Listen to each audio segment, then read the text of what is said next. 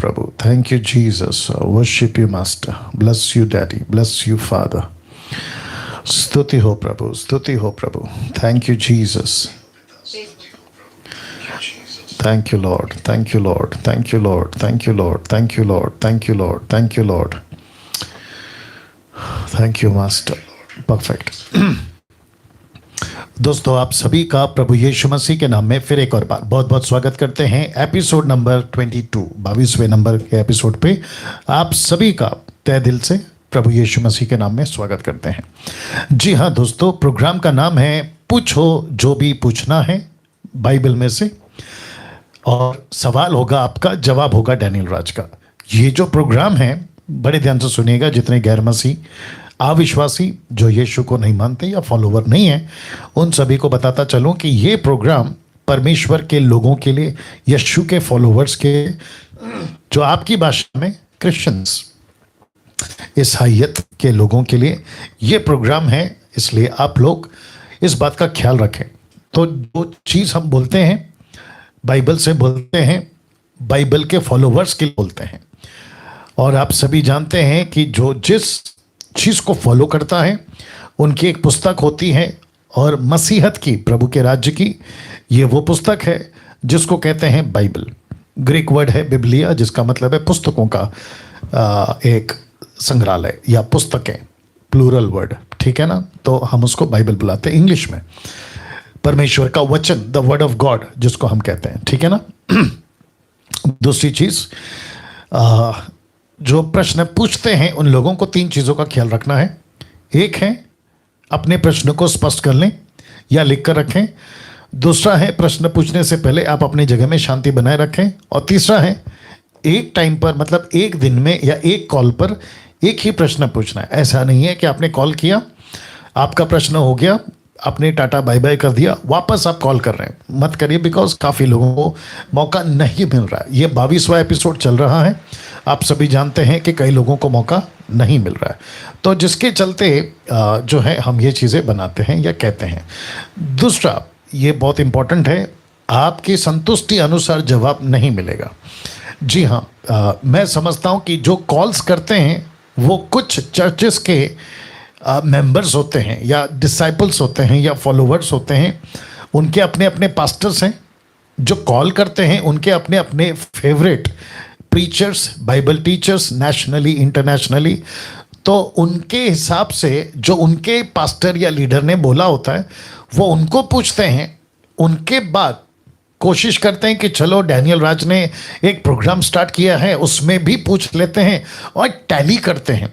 तो आप करिए, मुझे कोई दिक्कत नहीं है, लेकिन आप कम से कम ये नहीं कहना उनकी बातों को सुनकर कि डैनियल राज ने गलत जवाब दिया या सही नहीं दिया. तो इसके लिए अपना बॉक्स मत बनाइए. इसको कहते हैं comfort box of your answer, ठीक है ना. आंसर कंफर्ट बॉक्स भी बोल सकते हैं. तो ऐसा ना करें. साथ ही साथ और एक चीज़ को मैंने ऑब्जर्व करा है या ध्यान में लाया है, वो यह है कि जब आप लोग प्रोग्राम देखते हैं, खास करके फेसबुक के ऊपर, और एडिट वीडियो या टोटल प्रोग्राम की वीडियो, आप उस पर अपनी तरफ से जो लोग प्रश्न पूछ रहे होते हैं ना, फिर आप अपनी तरफ से, वो चाहे मसीह मंथन के मेंबर हो या फिर आप जो मुझे फॉलो करते हैं फेसबुक और यूट्यूब पे, आप अपनी तरफ से अपनी भी एक आंसर देते हैं कि नहीं, ऐसा नहीं, ऐसा है, ऐसा नहीं, ऐसा है, मेरे अलावा मत करिए. ध्यान से सुनिए, मत करिए. उससे क्या होगा कि जो लोग प्रश्न पूछते हैं ना वो कंफ्यूज हो जाएंगे. एक हमने टीम बनाई है 3 लोगों की, पास्टर अजय दास सर की, ब्रदर नरेंद्र राव की, राजेश स्टीफन की. हमने एक टीम बनाई. वो जवाब दे देते हैं. वो, मैं उनको जानता हूँ, वो मुझे जानते हैं, और हमारे प्रश्नों के, माफ़ करें, आपके प्रश्नों के जो उत्तर हम देते हैं ये कॉन्ट्रडिक्ट नहीं होगा आपस में, क्योंकि मैं उनको जानता हूँ और वो मुझे जानते हैं. लेकिन इसके अलावा कमेंट बॉक्स पे आप अपनी तरफ से कोई भी जो है आंसर नहीं देंगे. अगर आप देते हैं, या तो आपका कमेंट्स जो आपने किया है उसको हम डिलीट कर देंगे, या तो आपको ब्लॉक कर दिया जाएगा. तो वापस कहता हूँ, कुछ पास्टर्स भी कर रहे हैं ऐसा. वो क्या करते हैं, डैनियल राज आपने सही जवाब नहीं दिया, ये मेरा जवाब है. दूसरा क्या करते हैं, अपनी वीडियो की लिंक मेरे कमेंट बॉक्स में कॉपी कर देते हैं. तो मैं उन लोगों से कहना चाहता हूं कि सर, इतना सस्ता मत बनाइए आपकी प्रीचिंग को, और ना चीप मत बनाइए आपकी टीचिंग को कि आप उसकी लिंक उठाकर आप दूसरे के कमेंट बॉक्स में डालें। आपकी ये चली जाएगी, क्या कहते हैं, आपका वीडियो का वैल्यू गिर जाएगा। आप अपनी डिग्निटी रखिए, आप अपनी पहचान रखिए। मुझे किसी भी और किसी के भी प्रीचिंग की वीडियो पे आप मेरा कमेंट्स नहीं देखोगे, कभी भी नहीं देखोगे। ना अभी तक किया हूं, ना करूंगा, और ना भविष्य में करने वाला हूं। तो ये आपको मैं बताता चलूं, तो मत करिए, किसी के भी वीडियो पे मत करिए। देखो, सबको परमेश्वर ने अपना अपना मिनिस्ट्री दिया हुआ है, ठीक है, लेकिन ढांचा एक ही है। ढांचा क्या है? Word of God. अब उसके ऊपर आपकी अंडरस्टैंडिंग, आप उसके ऊपर कैसे मसाला डालते हो, ये आपका चुनाव है। मैं कैसे डालता हूं, ये मेरा चुनाव है, और परमेश्वर हम सबका व्यक्तिगत न्याय करेगा, ठीक है ना। जो मुझे लगता है मैं उसको रखता हूं आप लोगों के बीच में। और एक बोल देता हूं, देखिए कुछ लोग क्या करते हैं, मैं आपको बताता हूँ। मुझे लगता है कि इस क्षेत्र में भी मैच्योरिटी, परिपक्वता आनी चाहिए। ये लोग क्या करते हैं, जैसे ही मेरी आंसर देखते हैं आग बबूला हो जाते हैं। जो मेरे विरोध के लोग हैं वो आग बबूला हो जाते हैं, पता नहीं उनको क्या काट जाता है, मुझे नहीं मालूम। तो ऐसा लगता है कि मैं अभी वीडियो बनाऊंगा, मैं अभी डैनियल राज को ठीक करूंगा, मैं अभी ऐसा करूंगा, है ना, मैं ऐसा आंसर करूंगा, मैं ऐसा कॉल करूंगा, मैं उनके व्हाट्सएप पे ऐसा मैसेज डाल दूंगा। तो मैं आपको बता दूं सर, मुझे रद्दी भर भी फर्क नहीं पड़ेगा। आपको जो करना है करते रहिए, मुझे नहीं फर्क पड़ेगा। पता है क्यों? क्योंकि हम सबको परमेश्वर का आत्मा चलाता है, मुझे मेरा परमेश्वर चलाता है। और मुझे जो 30 साल का, पूरे भारत के जितने भी पास्टर्स हैं, किसी भी 29 स्टेट से पूछ लीजिए, डैनियल राज को जानते हैं। और आजकल तो खैर बहुत ज़्यादा मैं लोगों के चर्चा में हूँ, उनके दिमाग में, ज़बान पे, है ना, आंखों में मैं बसा हुआ हूँ, वो बात अलग है। तो एक एक्सपीरियंस, दूसरी बात अनुभव के साथ में, और साथ ही साथ जो परमेश्वर की स्टडी है बाइबल की, मैं उसको लेके चलता हूँ। तो मेरे आंसर को देख के ना कंट्रोल हो जाओ, थोड़ा सा रिलैक्स हो जाओ। किसी एक वीडियो के बनाने से, मेरे वीडियो के बनाने से, या किसी प्रकार का बात करने से सामने वाला व्यक्ति को इतनी तो अक्ल है कि उसको कितना लेना है और कितना नहीं लेना है। तो आप बेमतलब का मेरा वीडियो देखकर एकदम हाइपर मत हो जाइए, थोड़ा रिलैक्स हो जाइए। आप वीडियो देखते हैं, आपको कुछ चीज़ें पसंद नहीं आई, कोई दिक्कत नहीं है। आपको करना क्या है, आपको अपनी तरफ से, अगर आपको लगता है कि मैंने गलत जवाब दिया, आप अपनी वीडियो बनाओ। आप इसी टॉपिक पे, बैप्टिज्म के ऊपर, कवरिंग द हेड ऑफ, है ना, जो लेडीज लोग कवर करती हैं, उसके ऊपर one God, three God, one baptism, one name baptism, three name baptism, प्रभु बोझ, सबके ऊपर, टंग्स है, होली स्पिरिट है, XYZ। आप अपना बनाओ ना सर। आप अपना बनाओ सर, कोई नहीं बोलेगा, कोई नहीं रोकेगा।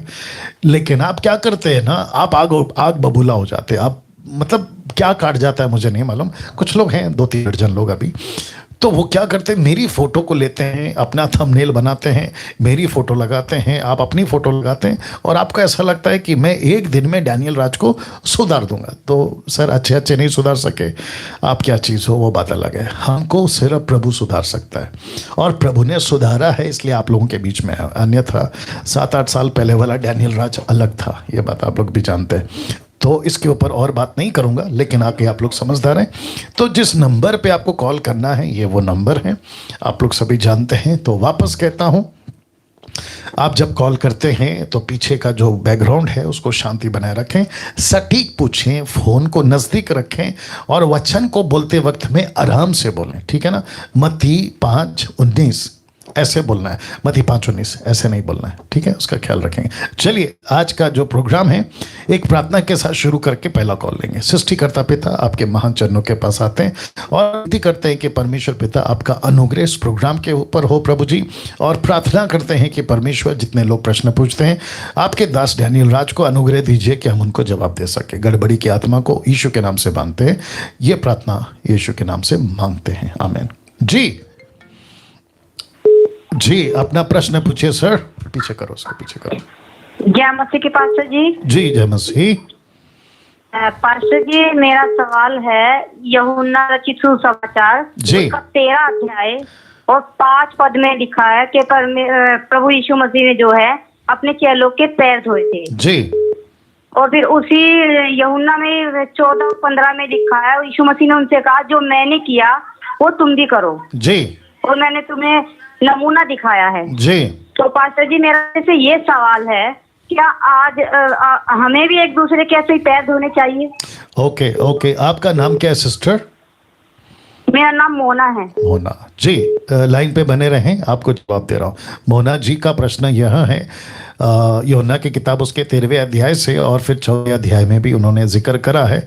और आप सभी जानते हैं कि यीशु मसीह ने अपने चेलों के पैर धोए, और बहुत सारी बातें हैं उसके अंदर कि मैं सेवा लेने नहीं सेवा करने आया हूँ, ये सारी बातें हैं। तो मोना जी आपका बहुत बहुत स्वागत है पहली बात।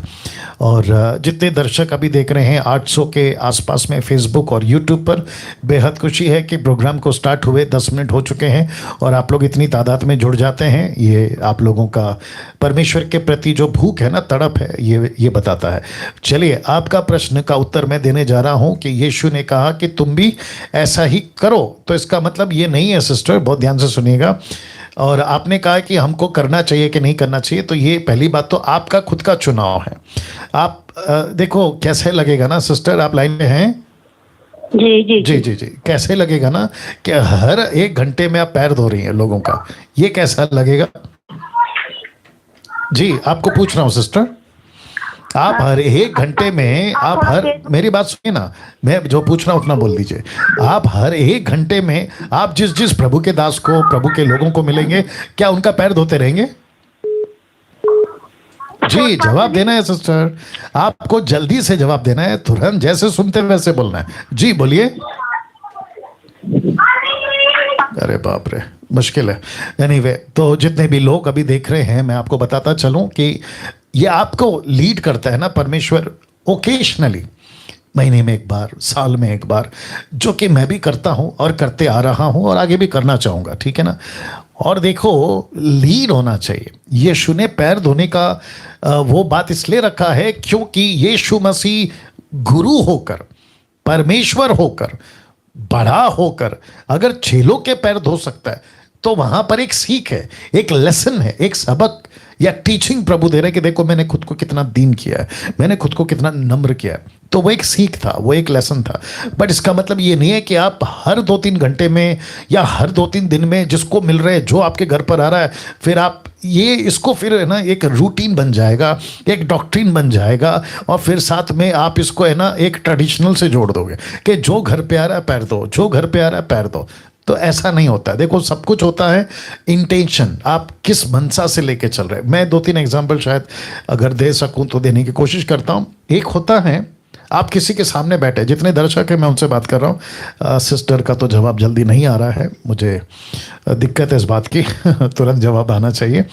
आप किसी के सामने बैठे हैं, पैर पे पैर डाल के बैठे हैं, तो ये हो गया, बाहर वाला कोई आया, बोला अरे देखो कैसा बदतमीज है, दूसरे के सामने, या सीनियर है या अंकल टाइप है, उसके सामने पैर पे पैर डाल के बैठा है। लेकिन उसके अंदर, किसके अंदर? जो पैर पे पैर डाल के बैठा है, रिस्पेक्ट है, आदर है। लेकिन क्योंकि उसकी आदत है पैर पे पैर डाल के बैठने की, या उसको कंफर्ट लगता है, ये दूसरे कल्चर में बुरा नहीं माना जाता है। जैसे कि फॉरेन कंट्रीज में, क्योंकि मैं जा चुका हूं तो मैंने देखा है वहाँ का कल्चर, पैर पे पैर डाल के बैठते हैं, किसी के भी सामने कैसे भी बैठते हैं, वो नहीं देखते कि बाहर से हम क्या कर रहे हैं। तो रिस्पेक्ट, आदर बाहर से कम, अंदर से ज़्यादा होना चाहिए। तो इसको अभी उल्टा करते हैं, वो पैर पे पैर तो नहीं डालता है, सीधा बैठता है और कहता है कि अंदर से कि मैं तेरे को नहीं छोड़ूंगा, तू बदतमीज, अलाना फलाना। तो ये रिस्पेक्ट हुआ? नहीं हुआ। तो आप शो मत करिए, अंदर से बताइए। वैसे ही पैर धोने की जो बात है ना, आपको अगर लीड होता है जरूर दो, कोई गलत नहीं है, लेकिन इसको रूटीन मत बनाओ, डॉक्ट्रिन मत बनाओ हर 3 घंटे 2-3 दिन के अंदर। जी जी जी पास्टर जी। जी या शुक्र है आपने बात किया। Thank you thank you. Yeah God bless. Okay, next call. जी अपना प्रश्न पूछिए। जी पास्टर जी, अमित जी। जी जय मसीह। आपका फोन नजदीक रखिए। मेरा नाम अश्विनी है, मैं पंजाब से बोल रहा हूँ। आपका फोन नजदीक रखिए सर। जी पास्टर जी, मेरी आवाज आ रही है? आपका फोन नजदीक रखेंगे तो आ जाएगी। हेलो जी जी, मेरी आवाज आ रही है? मैं वही कह रहा हूँ ना सर, आपका फोन नजदीक रख के बात करिए तो आ जाएगी। जी सर जी। बोलिए सर, मैं पंजाब से अश्विनी बात कर रहा हूँ। जी। सर क्वेश्चन ये है जैसे पंजाब में कहते हैं कि डुबकी वाला बपतिस्मा लो, और कोई कहता है कि लेट के बपतिस्मा चाहिए। जी तो मेरा यही सवाल था कि कौन सा बपतिस्मा सही होता है। ओके, आपने जितना पूछा है ना सर, उसमें से हम थोड़ा थोड़ा सुन पाए हैं, क्योंकि बीच में आपकी आवाज कट रही है। तो कौन सा बपतिस्मा कहा? एक बपतिस्मा डूब का, और दूसरा कौन सा कहा आपने? एक लिटा के देते हैं पानी में, वापस बोलिए। एक पानी में पीठ को गिरा के बपतिस्मा देते हैं। हाँ, और दूसरा? दूसरा डुबकी वाला, ऐसे बैठ कर डुबकी लगानी होती है। ओके ओके ओके, आपका नाम क्या है? अश्वनी। ठीक है, लाइन पे रहें। ओके anyway, क्या करूं, जवाब तो देना पड़ेगा। भाई साहब कहते हैं, अश्वनी जी कहते हैं पंजाब से, कहते हैं कि एक पानी में लिटाकर और दूसरा है बिठाकर। तो दोनों भी केस में क्या आ रहा है? डूब रहा है ना वो। आप लिटा के दो, बिठा के दो, कंडीशन क्या है? डूब रहे हो, आप उसको डुबा रहे हैं, उसी को तो कहते हैं डुबकी का बपतिस्मा। तो लिटा के दो या बिठा के दो, शर्त यही है कि उसको डुबाओ। Right sir? जी जी जी, अब आपको जवाब मिल गया सर? जी, धन्यवाद जी। जी जी, बहुत बहुत शुक्रिया। एक मिनट रुक जाओ। अब आप सोचिए दर्शकों, आप सोचिए, एक तो मेहनत से कॉल करते हैं, काफ़ी टाइम के बाद कॉल लगता है, ये जो प्रोग्राम है किस लेवल पे चल रहा है, और प्रश्न कैसे पूछ रहे हैं कि लिटा के देना है कि बिठा के देना है। कॉमन सेंस कहाँ गया? My goodness. एनीवे, संडे को आ रहा हूँ, इसके ऊपर बात करूंगा। जी, नेक्स्ट कॉल, अपना प्रश्न पूछिए। जयमती के पास से जी। जी, आपका फोन नजदीक रखिए सर। सर नजदीक हो जयमती की सर। आपका फोन नजदीक रखिए सर, आपकी आवाज दबी दबी आ रही है, आप बिल्कुल स्पष्ट फोन रख के नजदीक हाँ, रख के जयमती की सर जी। हाँ, अब ठीक है, बोलिए। पंजाब से बोल रहा हूँ जी सर। मेरा क्वेश्चन है पास्टरों के लिए जी। सॉरी, एक क्वेश्चन, मैं एक प्रार्थना करना चाहता हूँ। क्या क्या क्या क्या? आप जब तक ठीक से नहीं पूछेंगे हम नहीं सुन पाएंगे सर। आराम से बोलिए, वापस बोलिए। सर मैं जो जितने भी पंजाब में पास्टर हैं, जिस तरह हमारी पॉलिसियां चल रही है यहाँ पर, जी उसके लिए प्रार्थना करना चाहता हूँ जी कि उनको सद्बुद्धि दे और सही बटन सुनाए हमें भी, जी कि जिस तरह आप सुनाते हैं उसी तरह वो वैसे बन जाए इंसान। जी। तो आपका प्रश्न है या आप प्रार्थना करना चाहते हैं, क्या बोल रहे हैं आप? सर मेरा प्रश्न है, प्रश्न ही है कि मैं उनके लिए प्रार्थना कर सकता हूँ ना? आप व्यक्तिगत प्रार्थना कर सकते हैं, आपको कोई रोक नहीं है। नहीं, उन सबके लिए कि मैं वो सही तरह। मैं वही कह रहा हूँ ना सर, आप व्यक्तिगत प्रार्थना कर सकते हैं, इसमें कोई दिक्कत नहीं है। ठीक है सर। या बहुत बहुत शुक्रिया। Next call. धन्यवाद जी, अपना प्रश्न पूछिए। हेलो,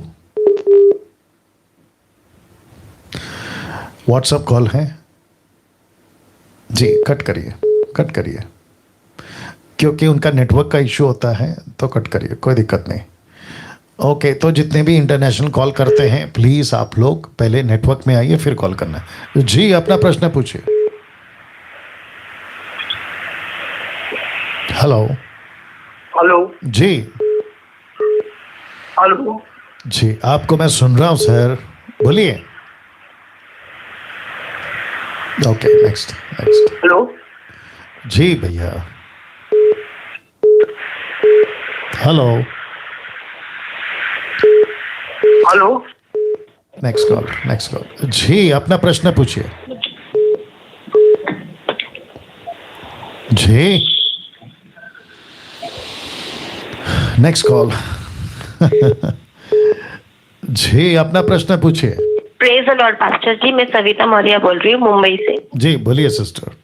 पास्टर, मुझे पूछना था, अभी जो आपने कल बताया था ना वो गात्रा और किरपान के बारे में, मैंने उसको देखा पर मुझे उसमें से पूछना था ना कि मुझे कुछ पॉइंट और मतलब मेरा थोड़ा क्वेरीज था, तो मैं पूछ सकती हूँ? जी जी, पूछ सकती हैं आप। अच्छा, जैसे कि मैं अपने फैमिली में मैं ही एक विश्वासी हूँ और मेरा एक छोटा भाई है, जी। ठीक है? तो हम हिंदू हैं, तो जी। क्या होता है कि जब रक्षाबंधन का त्योहार आता है ना पास्टर, जी तो जैसे कि मेरा कॉन्शियस तो नहीं होता कि मैं उसमें मतलब मैं राखी बांधूं, जी पर वो इतना पीछे पड़ता है कि नहीं मुझे बांध, बिकॉज उसको लगता है कि मेरी बहन मुझे नहीं बांध रही है। मतलब पूरे मोहल्ले में उसको क्या मतलब बोलते हैं ना, उसको थोड़ा अजीब सा लगता है। जी। तो उस चीज को लेके मैं क्या करूँ? मतलब अभी आने वाला है त्योहार, जी तो हाँ, तो थोड़ा उसके बारे में आप बताइए थोड़ा। जी बिल्कुल बताएंगे। और क्या आपका कर नाम सकते क्या हैं? बताया आपने? राखी। रक्षाबंधन होता है ना जिससे। आपका नाम क्या है पूछ रहा हूँ। सविता मौर्य। जी जी सविता जी। ओके सविता जी का प्रश्न यह है, मुंबई से हैं ये, जहाँ से मैं बिलोंग करता हूँ। इनका कहना है कि मेरा भाई है और वो राखी बांधता है, तो राखी बांधने के ऊपर क्या? तो जहाँ तक मैंने कल भी कहा था, पिछले वीडियो में भी कहा था कि जो भी फेस्टिवल है, हिंदू का, मुस्लिम का, बौद्धिस्ट का, पारसी का, किसी का, इवन यहूदियों का, जो भी फेस्टिवल, जिस किसी का भी कनेक्शन, एक तो यहूदियों का फेस्टिवल स्वीकार नहीं हो सकता अभी, क्योंकि मंदिर का पर्दा फट चुका है, टबरनैकल का सिस्टम जा चुका है, यीशु मसीह अभी हमारे अंदर आ चुका है, तो वो तो कैंसिल हो गया। दूसरा, जितने भी रिलीजन्स है, अगर कोई भी फेस्टिवल, रक्षाबंधन हो, दिवाली हो, होली हो, मुहर्रम हो, ईद हो, और क्या क्या जो भी होता है, वो सभी का कनेक्शन अगर मूर्ति पूजा से है, इनका नाम क्या बताया? सविता जी। सविता जी ध्यान से सुना, अगर किसी भी फेस्टिवल का कनेक्शन मूर्ति पूजा से है, अंश भर भी, 1% भी उसको नहीं करना है, आपको स्टैंड लेना पड़ेगा। आप समझ रही हैं सिस्टर? आपका भाई नाराज हो सकता है, आप उसको बर्दाश्त कर सकती हैं कुछ दिन तक, कुछ सालों तक, हो सकता है कि जब तक वो मसीना बने आपको ये झेलना होगा, लेकिन आप कॉम्प्रोमाइज अगर कर जाओगी ना, तो अनंत काल के लिए प्रभु आपसे नाराज हो जाएगा। तो बेनिफिट क्या है आपके लिए? भाई को नाराज करना या प्रभु को नाराज करना? नहीं, प्रभु को खुश करना। जी जी जी जी। और इसको कहते हैं ना, अगर उंगली कटती है ना तो कटने दो, क्योंकि पूरा हाथ बच रहा है।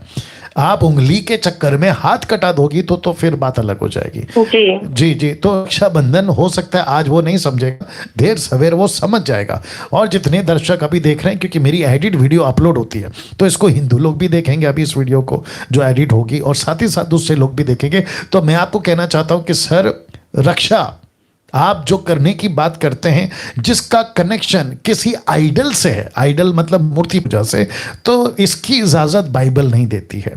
तो जिसके चलते जो क्राइस्ट फॉलोअर्स हैं, जो यीशु के अनुयायी हैं, वो किसी तरीके से मूर्ति पूजा के किसी भी चीज पे इन्वॉल्व नहीं होंगे। एज अ बाइबल टीचर मेरा ये फर्ज है, इसलिए मैं ये कह रहा हूं। तो जो सिस्टर हैं, उनका अपना भाई है, क्योंकि वो हिंदू बैकग्राउंड से आती हैं, तो उनको समझना होगा, उनको भी समझाना होगा कि रक्षा प्रभु करता है, कोई व्यक्ति नहीं। अब ये चलन चला है, जब ये चलन नहीं था, ध्यान से सुनिएगा, जब ये फेस्टिवल नहीं था, ये चलन नहीं था, तब क्या होता था?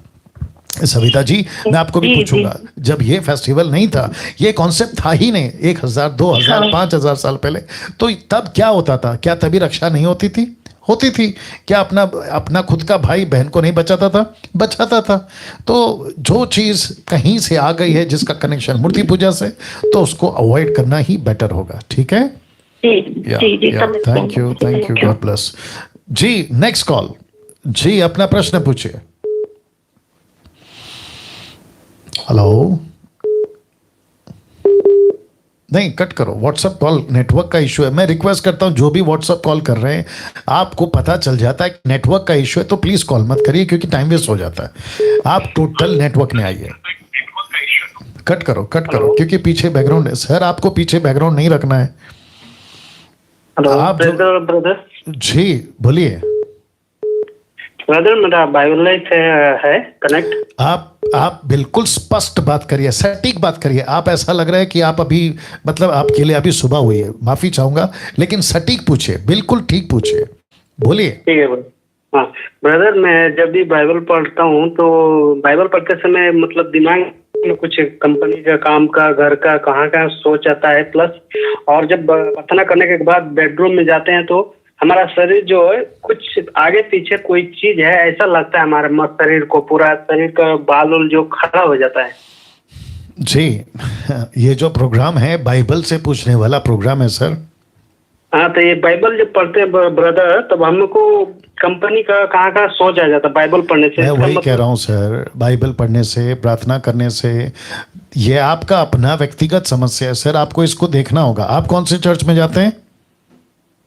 जीसस। आपके पास्टर हैं, आपके लोकल पास्टर हैं आपके पास?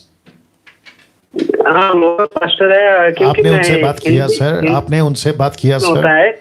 आपने आपके पास्टर से बात किया सर?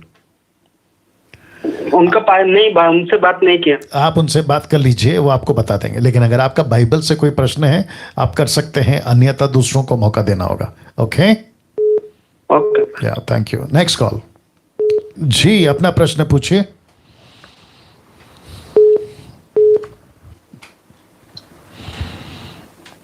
ओके जी, अपना प्रश्न पूछिए। हेलो जी जी, अपना प्रश्न पूछिए।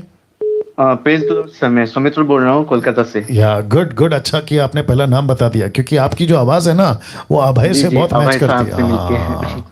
जी बोलिए जी, सर। सुमित्रा जी। ओके सर, मेरा प्रश्न था, कल मैंने एक शब्द का परिभाषा से पूछा था। जी वो है ब्लेसिंग्स का जी जी जी डेफिनेशन क्या है। जी जी जी आज मैं फिर एक शब्द का परिभाषा पूछना चाहता हूँ, वो है हम्बलनेस, हलीमता या दीनता जिसको कहते हैं। जी बिल्कुल। जी तो सर, क्या पूछना चाहते हैं आप? जी सर, यीशु ने जैसे कहा कि देखो मुझसे सीखो, मैं कितना हलीम हूँ, हाँ। मैं कितना हम्बल हूँ। हाँ, मूसा के बारे में कहा कि वो सबसे ज्यादा हलीम इंसान था। मत्ती 11:29। जी जी सर, तो मैं पूछना चाहता हूँ कि ये हलीमता का या फिर ये हम्बलनेस का डेफिनेशन क्या है सर? जी बिल्कुल दरअसल मैंने बताऊंगा। बहुत सारे लोगों को देखा है कि वो हम्बल तो होते हैं, लेकिन देखने से समझ में आ जाता है कि that is not original, that is artificial humbleness. Right right right right, thank you Sumitra, अच्छा प्रश्न किया। सौमित्रा जी, सर। जी लाइन पे बने रहे, थैंक यू। ओके, जितने दर्शक देख रहे हैं मैं आपको बता दूं, मत्ती 11:29 में सौमित्र का प्रश्न है। उन्होंने पूछा है कि नम्रता की डेफिनेशन क्या है, परिभाषा क्या है, हम्बलनेस की डेफिनेशन। तो यीशु का एक आयत है, मैं पढ़ देता हूं। पहला लिखा है, मेरा जुआ अपने ऊपर उठा लो, मिनिस्ट्री की बात हो रही है। मुझसे सीखो, ऑफ कोर्स टीचिंग की बात हो रही है, क्योंकि मैं नम्र और मन में दीन हूं और तुम अपने मन में विश्राम पाओगे। तो ये यीशु की बात हो रही है। और यीशु इस वचन को लेकर कुछ अधूरे ज्ञान के लोग, जिसको कहते हैं कि जिसका ना सर है ना पैर है, ऐसे लोगों ने वीडियो बनाई है, मेरे नॉलेज में आई है, कोई दिक्कत नहीं। तो मैं बताता चलूं कि यहाँ पे यीशु मसीह कहता है क्योंकि मैं नम्र और मन में दीन हूँ। तो इसका रेफरेंस उठा के आप ये कह सकते हैं कि देखो जो यीशु के फॉलोवर्स हैं उनको नम्र होना होगा। एग्री करता हूँ, बिल्कुल होना होगा। वापस कहता हूँ कि जो यीशु के फॉलोवर्स हैं, यीशु को मानने वाले हैं, नम्रता, शांति, प्रेम और आत्मा के 9 फल में भी ये बातें आए हैं। प्रेम है, विश्वास है, धीरज है, नम्रता, संयम है, क्या कहते हैं, सेल्फ कंट्रोल है, ये बहुत सारी बातें, कृपा है, दयालु है, ठीक है ना। तो ऐसी 9 बातें। अब जरा सुनिएगा, ये हो गया एक तरफा, मुझे नम्र बनना है। सुमित्रा जी आपको भी नम्र बनना है, और जितने भी फॉलोवर्स अभी 1300 के प्लस ऊपर हैं उनको भी नम्र बनना है, प्यार करना है, शांति रखना है, दयालुपन बनना है, दूसरों को मदद करने वाला, कृपालु बनना है। ये एक नेचर है और ये होना ही चाहिए, जिसको मैं बहुत स्ट्रांगली कहूँगा होना चाहिए। लेकिन दूसरा पहलू क्या है, इसी वाक्य को उठाकर अगर हम यीशु के पास में आए, यूहन्ना की किताब उसका दूसरा अध्याय निकाले, यूहन्ना की किताब उसका दूसरा अध्याय मैं आपको बता देता हूं, ठीक है ना, ध्यान से सुनिएगा। इसलिए मैं कहता हूं एक वचन को उठाकर किसी प्रकार की डॉक्ट्रिन नहीं बननी चाहिए। तो प्रेरित यूहन्ना की किताब, ब्राइटनेस चाहिए रहता है। ओके, तो कहाँ गया है? ओके, हाँ ये आ गया। अब आपके लिए पढ़ देता हूँ, यूहन्ना की किताब उसका 13 अध्याय है, वचन 14 से पढ़ देते हैं। तो सुमित्रा जी आप लाइन पे हैं भैया? जी सर, जी और आप भी सुनिएगा, और मैं इसकी वीडियो को एडिट करूंगा, तो आपको जहां जहां पहुंचाना है आप उनको तक भी पहुंचा दीजिएगा, ठीक है ना? या ओके। तो यूहन्ना की किताब दूसरा अध्याय वचन 14 से पढ़ रहा हूं। उसने, किसने? यीशु ने मंदिर में बैल और भेड़ कबूतर के बेचने वालों और सर्फों को बैठे हुए पाया। वचन 15, तब उसने रस्सियों का कोड़ा बनाकर सब भेड़ों और बैलों को मंदिर से निकाल दिया और सर्फों के पैसे बिखेर दिए और पीड़ों को उलट दिया। वचन 16, कबूतर बेचने वालों से कहा, उन्हें यहां से ले जाओ, मेरे पिता के घर को व्यापार का घर मत बनाओ। ये इंसिडेंट्स को अगर आपको फिल्मी तरह शूट करना है, मतलब जैसे फिल्म में आपको शूट करना है, तो आप कैसे करोगे? यीशु एकदम आराम से आता है, जो कबूतर बेच रहे हैं उनको कहते हैं कि भैया प्लीज इधर आइए, मेहरबानी करके आप इसको यहां से ले जाइए। आपके धन ऐसे बात करेगा या कैसे बात करेगा? आप सुमित्रा जी? जी सर जी। या ऐसा नहीं करेगा ना। तो एक तरफ यीशु नम्र है, लेकिन जब गलत बात होती है ना तो यीशु को गुस्सा आता है। यीशु ने डांट लगाई है, चेलों को डांट लगाई है, कहा है कि बच्चों को मेरे पास आने मत दो। तो पतरस बोलेगा, प्रभु जी आपने मत्ती के 11:29 में कहा है आप नम्र हैं, आप दीन हैं, देखो आप यहाँ पे गुस्सा कर रहे हो, देखो आप यहाँ पे डांट लगा रहे हो, ये कैसा नेचर है आपका। तो इसका मतलब हुआ कि नम्रता होनी चाहिए, लेकिन जहाँ गुस्सा आता है वहाँ गुस्सा आना चाहिए। पौलुस कहता है, निकालना इफिसियों का किताब 4:25 देखते हैं, 4:25। वो कहता है सूर्य अस्त होने तक तुम्हारा क्रोध शांत हो जाए। क्रोध तो करो पर पाप मत करो। Let me see that. हाँ 26 है इफिसियों की किताब, उसका 4:26 कहता है क्रोध तो करो पर पाप मत करो। तो इसका मतलब क्या, क्रोध करो। तो सुमित्र जी आपसे भी बात करेंगे, एक प्रभु का दास है पौलुस, वो कहता है गुस्सा तो करो पर पाप मत करो। तो इसका मतलब क्या है, गुस्सा कर सकते हैं ना जी। तो यहां पे फिर नम्रता कहां गई, नम्रता तो गुल हो गई। तो इसको क्या कहते हैं, कुछ लोग कहते हैं कि अलाना फलाना इतना नम्र है, अरे क्या प्यार से बात करता है, अरे क्या प्यार से प्रचार करता है, लेकिन ठीक उसके अपोजिट में वो प्रीचर देखो कितना गुस्सा करता है। तो इसका मतलब क्या है, वो प्यार से बात करता है तो इसका मतलब क्या, उसका फायदा उठाएं, और जो गुस्से से बात करता है उसको ये लीगलाइज कर दें कि देखो ये गलत प्रीचर है। नहीं नहीं नहीं, आपको बैलेंस सीखना होगा। जहां प्यार करना है वहां प्यार करना है, जहां नम्र दिखाना है वहां नम्रता दिखाना है, जहां डांट लगानी है पहला तिमोथी 4 अध्याय 1 से देना, जहां पे डांट लगानी है वहां पे डांट लगानी है। मैं आपको और एक दे देता हूं सुमित्रों, क्योंकि ये वीडियो को मैं जब एडिट करूंगा तो लोगों के पास में अच्छा खासा कंटेंट हो। कंटेन नॉट पहला तिमोथी, दूसरा तिमोथी उसका 4 अध्याय। एक सेकंड दीजिए प्लीज। ओके एक सेकंड दीजिए। ओके कहाँ गया।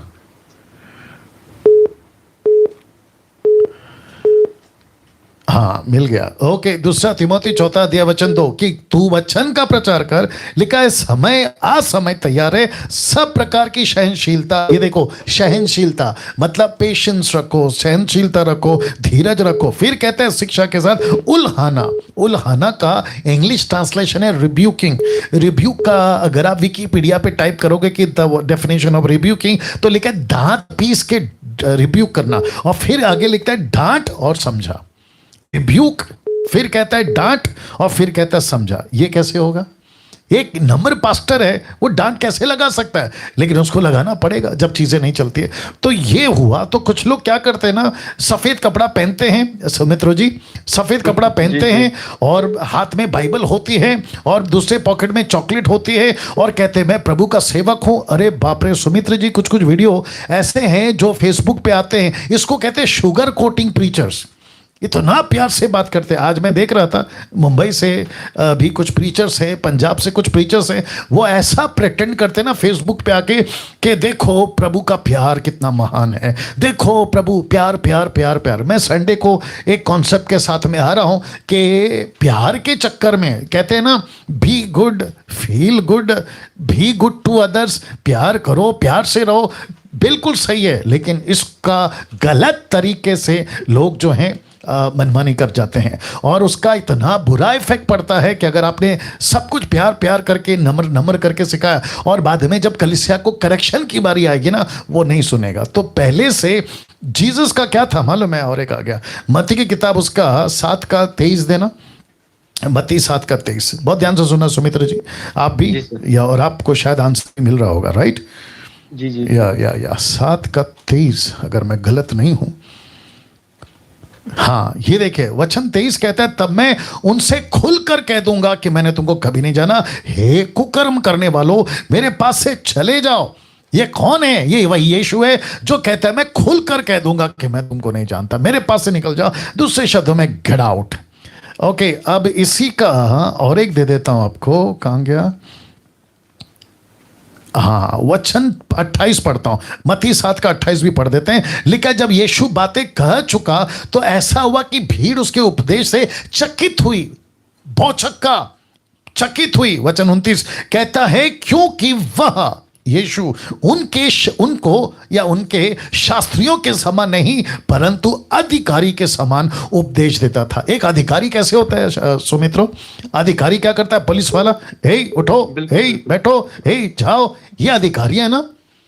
तो यीशु की कुछ लाइन को उठाकर कि यीशु प्यार करता है, बच्चों को मेरे पास में आने दो, मैं नम्र हूं, मैं दीन हूं, बिल्कुल है, इसमें कोई गलत नहीं है। लेकिन यीशु का दूसरा पहलू भी है, वो जहां डांट होती है डांट लगाता है, जहां करेक्शन होती है वहां करेक्शन करता है। और ऐसे भी हो सकते हैं, आप जब वीडियो देखते हैं फेसबुक पे, यूट्यूब के, तो आपको एक तरफा वाले बहुत मिलते होंगे और बिल्कुल डांट वाले दूसरी तरफ मिलते होंगे। लेकिन जो बीच में होते हैं, डांट भी लगाते हैं, प्यार भी करते हैं, नम्र भी होते हैं, समझाते भी हैं और कंडीशन भी करते हैं। तो ऐसे लोग को लेके चलना है। जी सुमित्र जी। जी सर, जी बिल्कुल बिल्कुल। Yeah I hope you got the answer, right? Yes sir, fantastic. Thank you Sumitro. Okay, next call, next question. जी अपना प्रश्न पूछिए। हेलो, हाँ, मेरा नाम दिनेश देवाड़ीगा है जी।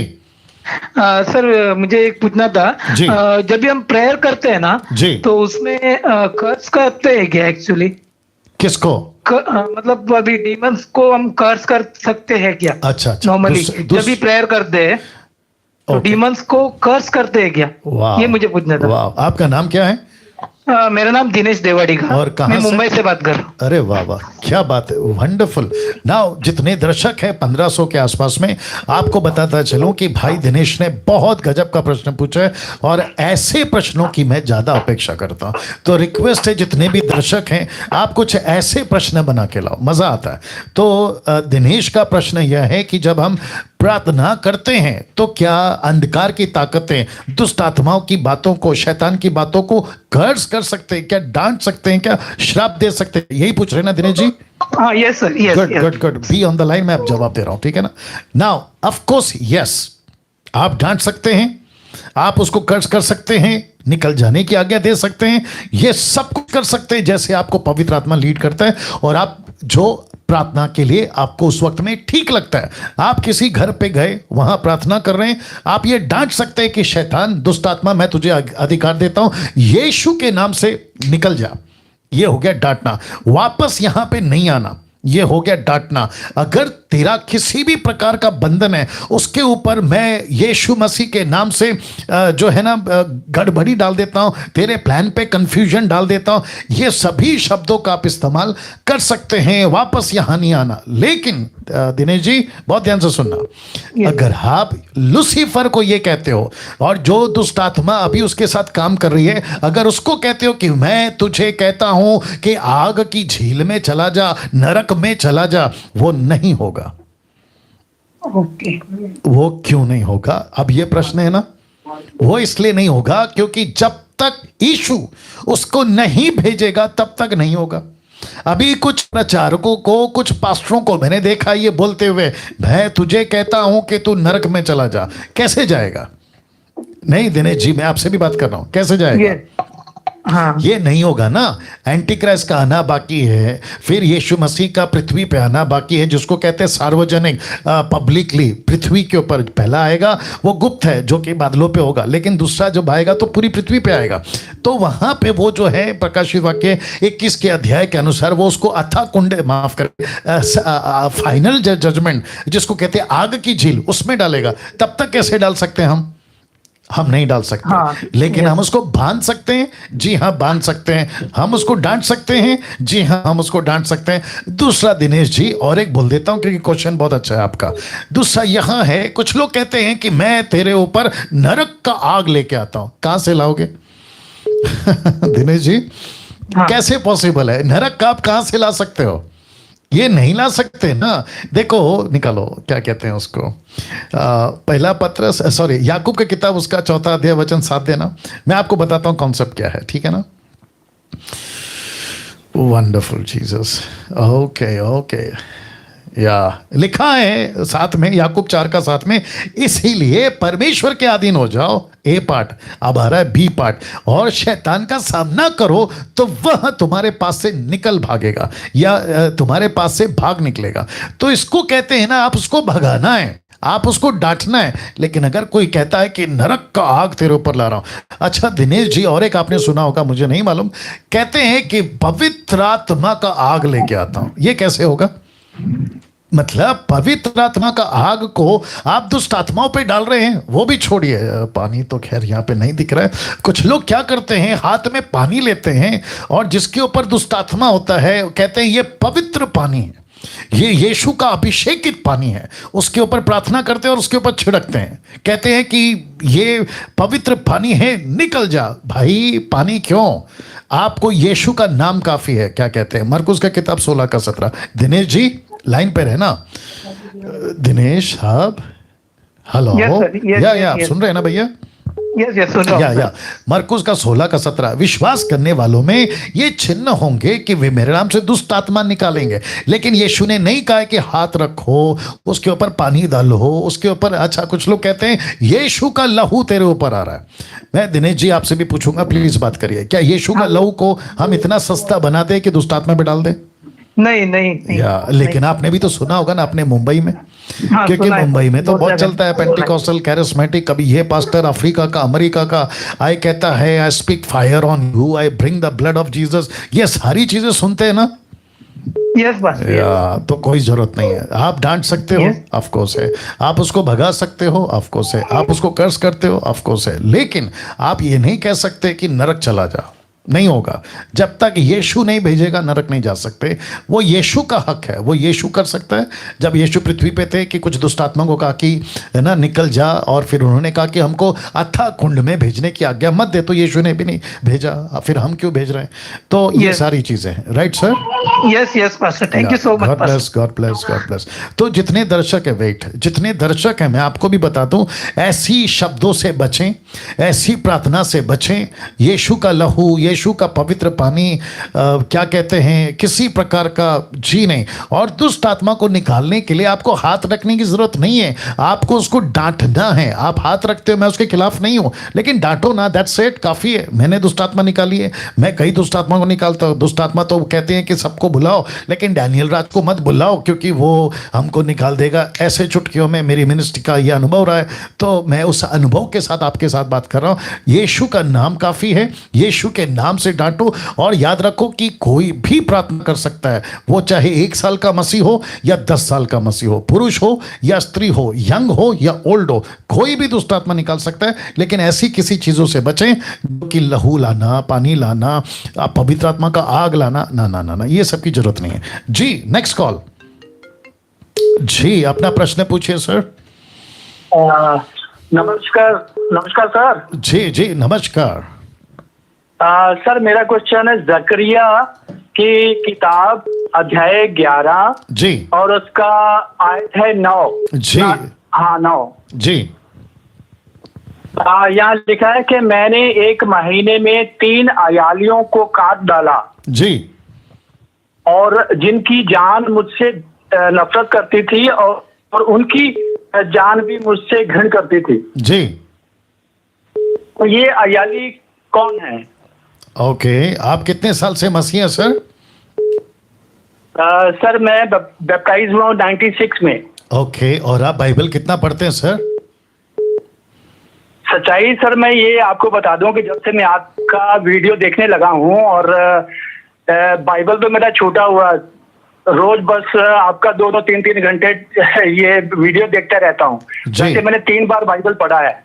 जी ओके, गुड गुड। तो आपके बाइबल पढ़ने की खुराक को आपको बढ़ाना होगा, ठीक है ना?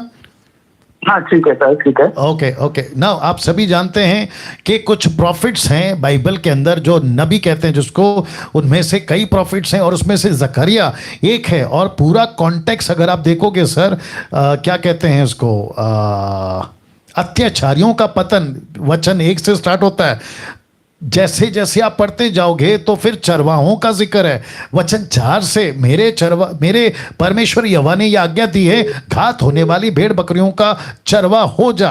उनके मोल लेने वाले उन्हें घात करने पर भी दोषी नहीं ठहरते। उनके बेचने वाले कहते हैं यहोवा धन्य है, हम धनी हो गए हैं। उनके चरवाहे उन पर कुछ दया नहीं करते। यहोवा की ये वाणी है, मैं इस देश के रहने वालों पर फिर दया ना करूंगा। देखो, मैं मनुष्य को एक दूसरे के हाथ में और उनके राजा के हाथ में पकड़वा दूंगा। इस देश का नाश करेंगे और मैं उसके रहने वालों को उनके वश में से ना छुड़ाऊंगा। इसीलिए वचन 7, इसीलिए मैं घात होने वाली भेड़ बकरियों को और विशेष करके उनमें से जो दीन थी उनको चराने लगा। और मैंने 2 लाठियां ली, एक का नाम मैंने अनुग्रह रखा, दूसरे का नाम एकता। उनके लिए उनको लिए हुए मैं उन भेड़ बकरियों को चराने लगा। मैंने उनके तीनों चरवाओं को 1 महीने में नष्ट कर दिया, परंतु उनके कारण अधीर था और मुझसे घृणा करती थी। तो ये बात हो रही है इजरायलियों की, ये बात हो रही है उन लोगों की जो परमेश्वर के लोगों को भटका देते थे। अनुग्रह, एकता, ये 2 लाठी जो परमेश्वर की ओर से, चरवाहा जो सच्चे हैं वो परमेश्वर की ओर से, लेकिन जो चरवाहा परमेश्वर की ओर से नहीं है वो उनको घात करेगा, उसकी बात हो रही है सर। जी भाई साहब, फ्यूचर क्या क्या क्या सर, ये पास्ट में हो गया है या इन फ्यूचर होगा? नहीं सर, उस वक्त में जो घट रहा था उसकी बात है। जब आप पढ़ते हो तो लिखा है कि वो हो चुका है, उस वक्त में जो घटना घट रही थी उसकी बात हो रही है जी। और सुनिए और एक दे रहा हूं, इब्रानी किताब उसका 13 का 12, बहुत ध्यान से सुनना सर। अब यीशु परफेक्ट चरवा है, जिसको कहते हैं रखवाला, जिसको कहते हैं शेपर्ड, जिसको कहते हैं पास्टर, ठीक है ना। लिखा है इसी कारण, क्या दिया आपने, इब्रानियों का 13 का 20, ओके इब्रानियों 13 का 20 लिखा है, कहां गया, हाँ लिखा है, अब शांतिदाता परमेश्वर जो हमारे प्रभु यीशु को जो भेड़ों का महान रखवाला। इसका मतलब है कि अब किसी प्रकार के चरवाहों से डरने की जरूरत नहीं है, खास करके अब जो कलीसिया है उसको। तो परफेक्ट पास्टर, परफेक्ट चरवाहा, परफेक्ट शेपर्ड मिल चुका है और वो यीशु है, और यीशु जिसको नियुक्त करता है। इसलिए पौलुस कहता है मैं उसकी ओर से प्रेरित हूं, पतरस कहता है मैं उसकी ओर से प्रेरित हूं। क्यों? ताकि उसकी भेड़ों को चरा सकूं। प्रेरितों की किताब उसका 20 का 27। एक सेकंड रुकना भाई साहब, मेरे साथ में बने रहें जी। इसी का कनेक्शन है, जब ये वीडियो एडिट होगी तो लोगों को डिटेल में बात मिलेगी, इसलिए मैं इतना लंबा जाता हूं जी। यहां पे लिखा है, ओके वचन 28 से क्या कहते हैं, प्रेरितों की किताब 20 का 28, एक्ट चैप्टर 20 वर्स 28 लिखा है, इसीलिए अपनी और पूरे झुंड की चौकसी करो जिसमें पवित्र आत्मा ने तुम्हें अध्यक्ष ठहराया है कि तुम परमेश्वर की कलीसिया की रखवाली कर सको। तो अब जो चरवाहा हैं अभी युग के लिए पहली सदी से, वो परफेक्ट चरवाहा हैं जो प्रभु की ओर से, और जिसको परमेश्वर नियुक्त करता है, और इनकी तादाद मात्र 10% बची है आज के युग में। जी भाई साहब। ठीक है सर, ठीक है। अच्छा सर, मेरा नेक्स्ट जो सवाल नहीं है जी, मेरा नेक्स्ट सवाल नहीं, कॉमन आपके माध्यम से मैं ये पंजाब के लोगों के आगे आपके जरिए बात रखना चाहता हूँ। यहाँ एक बड़ी बड़ी संस्थाएं हैं, बहुत बड़ी यहाँ मिनिस्ट्री चलाई जाती है जी। वहाँ बहुत ज्यादा हजारों की तादाद में लोग जाते हैं जी। तो आप समझ गए होंगे वो कौन सी जलंधर में एक संस्था है जी जी जी। वहाँ प्रेयर हो जाने के बाद लोगों को कहा जाता है कि अपना सीड उठाओ, लिफाफे में बंद करके अपना सीड उठाओ जी, और जितना तुम बोओगे उसके ज्यादा 1000 गुना आपको परमेश्वर देगा जी। तो वो उनके लोगों के माइंड में ये ड्रिल कर दिया गया है कि जो पैसा है आपने अपने लिफाफे में लेकर के उठाया है वही सीड है। तो ये सीड जो आप भवन में मेरे को दोगे, इस यहाँ पर दोगे, तो इसका 1000 गुना आपको वापस करके दिया जाएगा। तो आपके माध्यम से सर मैं ये पंजाब के लोगों को कहलाना चाहता हूँ कि ये सीड नहीं है। मेरे को तो पता है, खुदावंत ने मेरे को हिदायत करी है, मेरे को ज्ञान है कि ये सीड कैसा बोना है परमेश्वर के आगे। तो उन्होंने सीड जो है ये पैसे को बनाकर उन अज्ञानियों के माइंड में ड्रिल कर रखा है। तो प्लीज आप अपने माध्यम से प्लीज अपने जुबान से बता दें लोगों, पंजाब लोगों को ये बिल्कुल चीज क्या है? बिल्कुल बिल्कुल बिल्कुल, मैं इसलिए आपको जवाब दूंगा।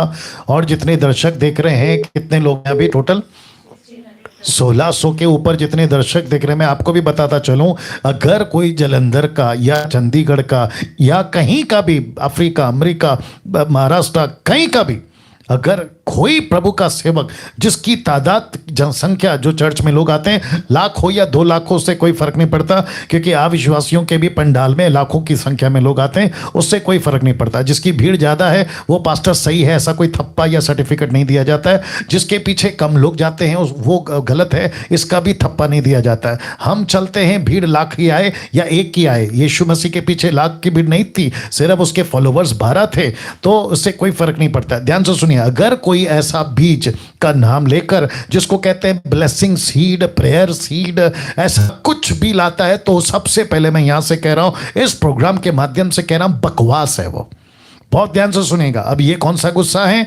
यीशु का नम्रता का स्वभाव के साथ साथ यीशु का मंदिर को डांटने वाला गुस्सा, आत्मिक गुस्से में बोल रहा हूं, ये बकवास है। जितने भी दर्शक अभी फेसबुक और यूट्यूब पे देख रहे हैं, आपको बताता चलूं 1700 के आसपास, ये टोटल बकवास है, नॉन बिब्लिकल है, इसका किसी प्रकार का आधार, ऐसा एक वचन कोई माइके लाल मुझे निकाल के बता दे जहां लिखा हो प्रार्थना का बीज बोने से आपको ब्लेसिंग मिलेगी। कोई निकाल के बता दे, मैं फेसबुक और यूट्यूब पे आना छोड़ दूंगा। दूसरी चीज, जितने पंजाब के लोग हैं, मैं रिक्वेस्ट करता हूं कि किसी भी तरीके से किसी के धोखे में नहीं आना, और खास करके पैसे के चक्कर में। मैं जानता हूं कि पंजाब की परिस्थिति ठीक नहीं है, वहां हर 4 घर छोड़ के वहां के बच्चे, यानी कि लड़का या जो भी हैं, पति पिता जो भी हैं, वो नशे में, ड्रग्स में, इस बात की मालूमात मुझे है और सरकार को भी है। ये बात अलग है, कर्जा है, बिजनेस नहीं चल रहा है, बहुत सारी बातें हैं, फैमिलीज में इश्यूज हैं, इन सब के चलते पति पत्नी, बच्चे, माता पिता सब मानसिक तनाव से गुजर रहे हैं और आर्थिक समस्याओं से गुजर रहे हैं। फिर ऐसे ढोंगी बाबा, मैं रिपीट करता हूं, वो चाहे मसीहत में हो या गैर मसीहत में हो, ऐसे ढोंगी बाबा आते हैं परमेश्वर यीशु का नाम लेकर, और pastor, apostle, profit, bishop, reverend, पता नहीं क्या क्या लेबल लगाते हैं और कहते हैं कि मैं प्रभु का स्पेशल प्रॉफिट हूं, मैं प्रभु का स्पेशल अपोस्तल हूं, मैं प्रभु का स्पेशल दास हूं, मेरे सामने प्रभु खड़े रहते हैं। ऐसे किसी बकवास के ऊपर विश्वास नहीं करना है, क्योंकि परमेश्वर, बाइबल से बड़ा परमेश्वर ने अपने वचन को जो है उससे कोई बड़ा चीज नहीं रखा है। जो चीज वचन से मैच नहीं करती, जो चीज प्रेरितों ने नहीं करी है, जिसकी प्रैक्टिस खुद यीशु ने नहीं करी है, अगर कोई करता है तो वो टोटल नॉनसेंस है। तो ऐसा कोई बीज नहीं होता, धोखे में मत आओ। खुद प्रार्थना करो, किसी दास को, किसी मैन ऑफ गॉड को, किसी क्या कहते हैं ना, प्रॉफिट को, मैं अलाना प्रॉफिट हूं, मैं फलाना प्रॉफिट हूं। मैं संडे को बताऊंगा कि मैं किसी नेपाल के आदमी से बात कर रहा था यस्टरडे, तो उसकी बातें मैंने सब सुनी और मेरे को पता चल गया कि कितना बड़ा भरम ये फैला रहे हैं। तो वापस कहता हूं कि कोई भी प्रॉफिट हो, अगर कहता है कि इतना पैसा दोगे आपको ब्लेसिंग मिलेगी, तो जिसने ऑलरेडी दे दी है ना, उन तक को भी जानते हैं और उनकी क्या हालत है ये भी हमें पता है। तो किसी धोखे में मत आओ, खुद प्रार्थना करो। 5,000, 10,000, 20,000, कोई जरूरत नहीं है। आपका बिजनेस नहीं चल रहा है, घुटने पर आओ। पति पत्नी हो, दरवाजा बंद करो, बैठो, रो प्रभु के पास में। और वापस कहता हूं कि आप ब्लेसिंग के लिए प्रभु के पास नहीं आए हो, आप यीशु की सेवा करने के लिए प्रभु के पास आए हो। मैं इसकी एडिट वीडियो बनाकर डालूंगा, इसको खूब शेयर करिएगा। Yes brother.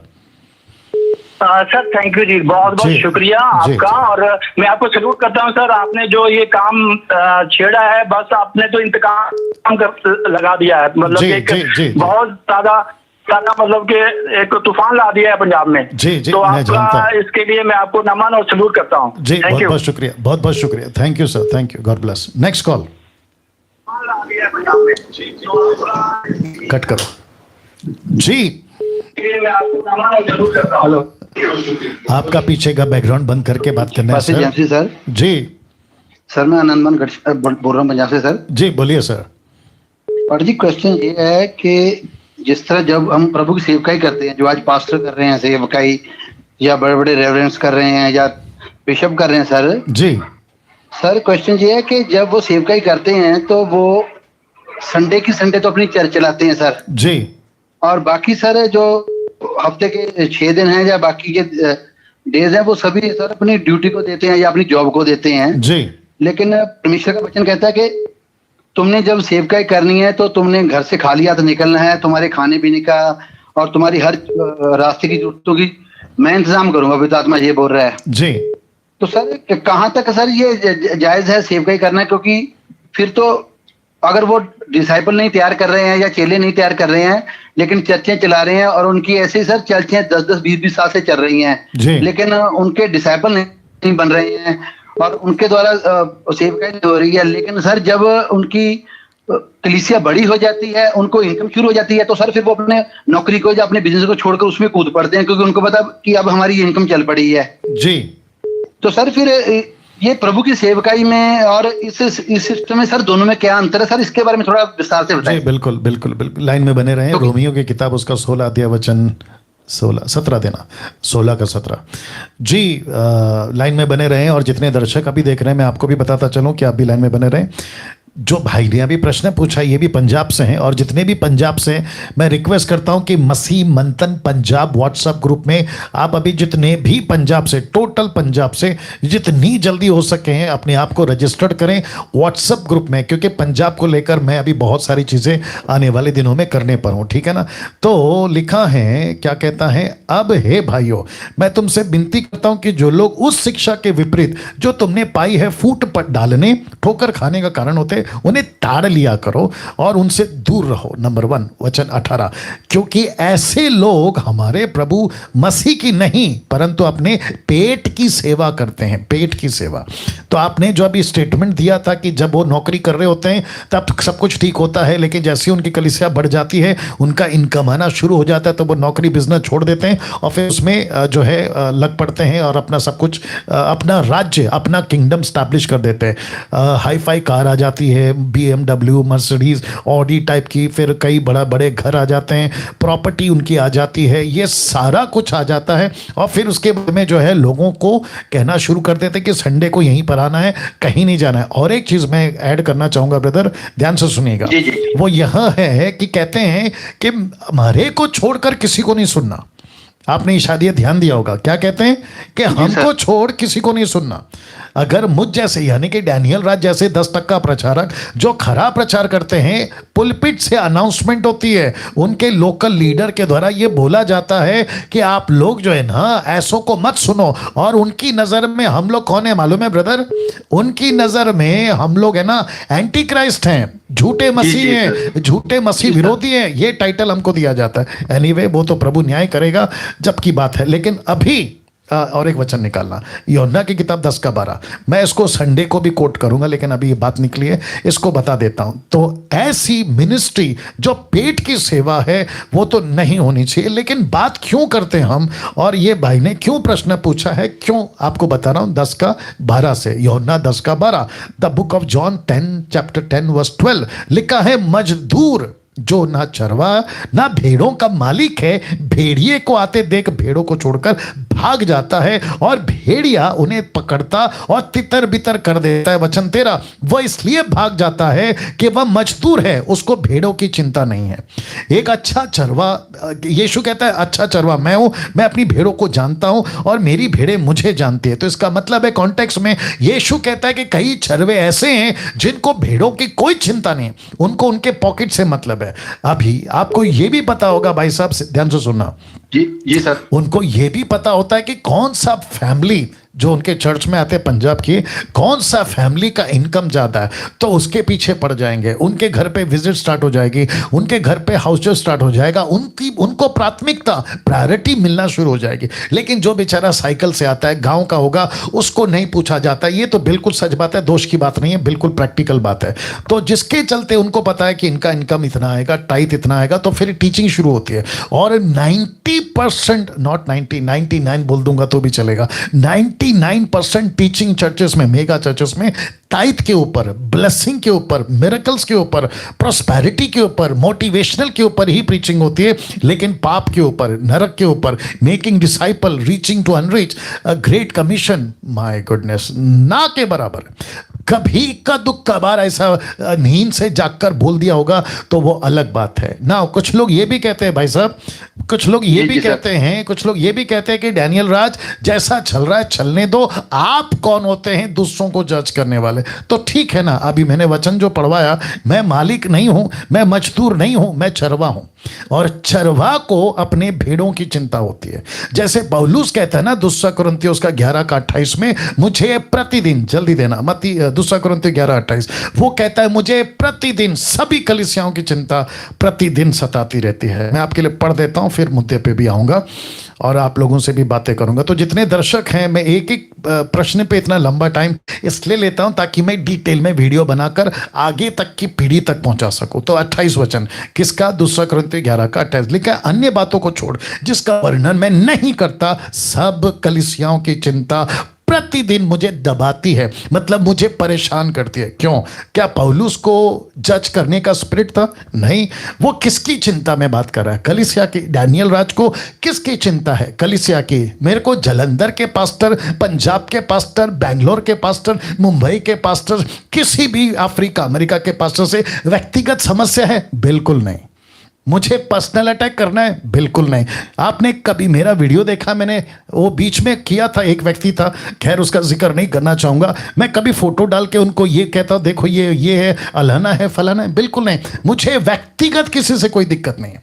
मुझे दिक्कत है उनकी मिनिस्ट्री के सिस्टम से, मुझे दिक्कत है उनके डॉक्ट्रिन से, मुझे दिक्कत है उन जो वचन को मैनिपुलेट करके जो सिखाते ना, उससे। मेरा अटैक व्यक्तिगत नहीं है, नहीं है, नहीं है। मेरा सीधा अटैक है, मसीह के लोगों को मत बिगाड़ो, परमेश्वर की कलीसिया को मत बिगाड़ो। जो बेचारे संसार को छोड़कर, मूर्ति पूजा को छोड़कर आसमान से गिरे खजूर में अटके वाला कॉन्सेप्ट मत बनाइए। उनको सही शिक्षा दो, उनको डिसाइपलिंग करो। आपको पैसे की जरूरत है, प्रभु से मांगो। आपको ब्लेसिंग की जरूरत है, प्रभु से मांगो। आपको जो भी चाहिए प्रभु से मांगो, लेकिन परमेश्वर की कलीसिया को नोच के मत खाओ। जी ब्रदर। जी सर, बिल्कुल आपकी बात सही है सर। ऐसे होता है ना, जिस तरह वचन, प्रभु का वचन ये कहता है कि तुम पहले मेरी राज्य की खोज करो, मैं तुम्हारी हर जरूरत को पूरा करूंगा। जी। तो सर पवित्र आत्मा तो साफ स्पष्ट कह रहा है कि तुम जब मेरे राज्य की खोज करोगे, मेरे सुसमाचार प्रचार करोगे, तो मैं तुम्हारे लिए हर इंतजाम पूरा करूंगा। और सर वो लोगों को तो इस वचन के बिल्कुल उल्टे लेके जा रहे हैं। वो खुद सर उन कलीसियाओं से वो खुद अपनी जरूरतें पूरी कर रहे हैं सर। जी बिल्कुल बिल्कुल सही। और सर वो अपनी जरूरतें पूरी करें, लेकिन सर लोगों को वो बता रहे हैं कि वचन का प्रचार है, लेकिन सर उसको वो खुद एंटी चल रहे हैं उसके वचन के अनुकूल। एग्जैक्टली। तो आपको मैं रोकना चाहूंगा क्योंकि काफी लोग कॉल करते हैं।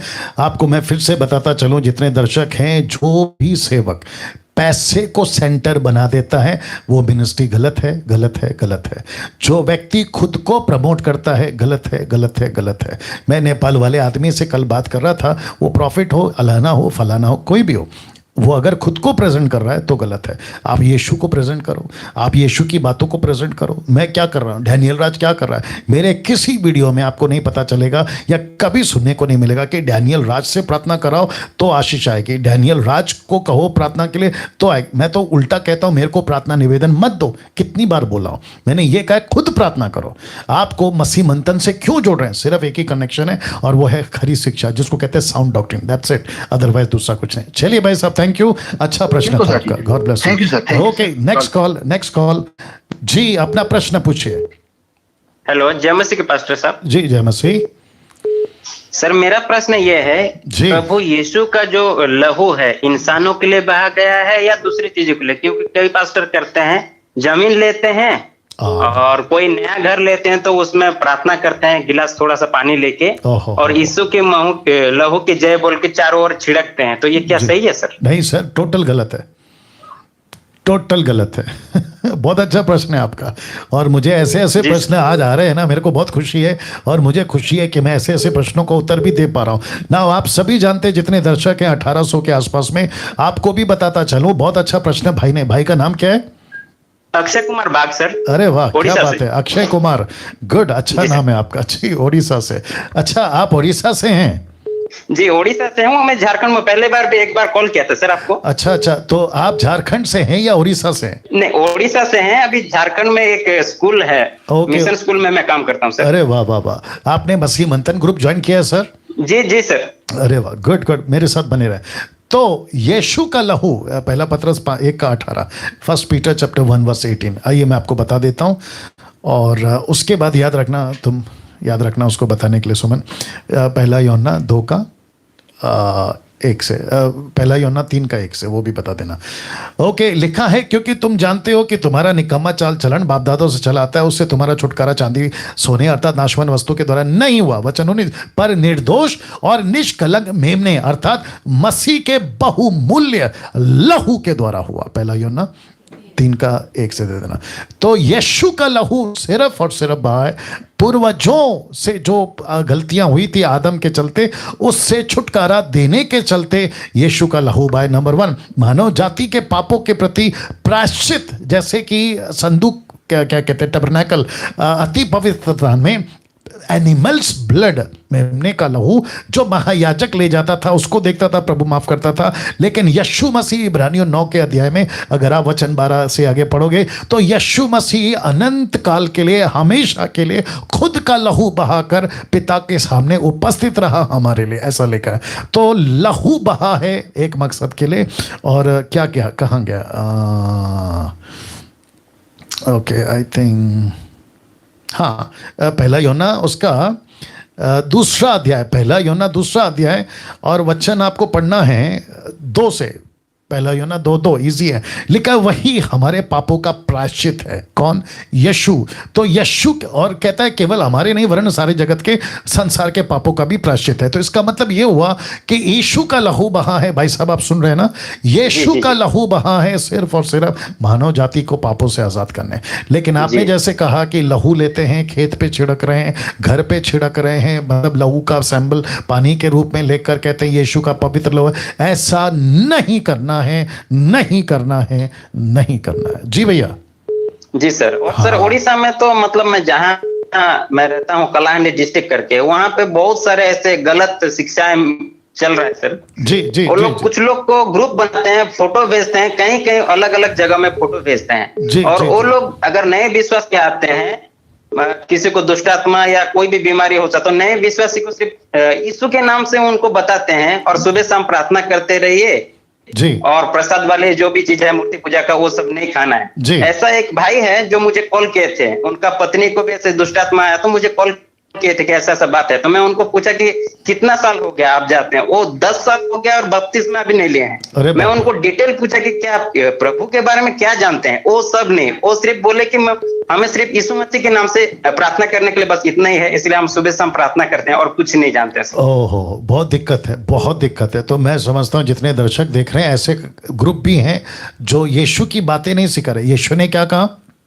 Teach them what I have commanded. मैंने जो कहा है वो सिखाओ। क्या सिखाना है? यीशु का वचन सिखाना है, डिसाइपलिंग सिखाना है, रीचिंग टू अनरीच सिखाना है, सुसमाचार कैसे सुनाना है, परमेश्वर की कलीसिया की स्थापना कैसे करना है, उनको लीडर बनाना है, उनको खुद को योद्धा बनाना है। लेकिन क्या बना के रख रहे हैं? अपाहिज। क्या बना के रख रहे हैं? Baby sitter. बेबी सिटर समझते ना, एक ऐसा कमरा जहां पे एक आदमी आता है और बच्चों का पालन पोषण करता है। ये तो गलत हो गया। लेकिन मैं उसी मुद्दे पे रहूंगा भाई साहब कि यीशु के लहू को किसी प्रकार से देखो, फिर लोग पूछेंगे, अभी आप लोग भी पूछ सकते हैं, अगर घर की ओपनिंग करनी हो तो क्या करें? निकालो कुलूसी की किताब उसका 3:17।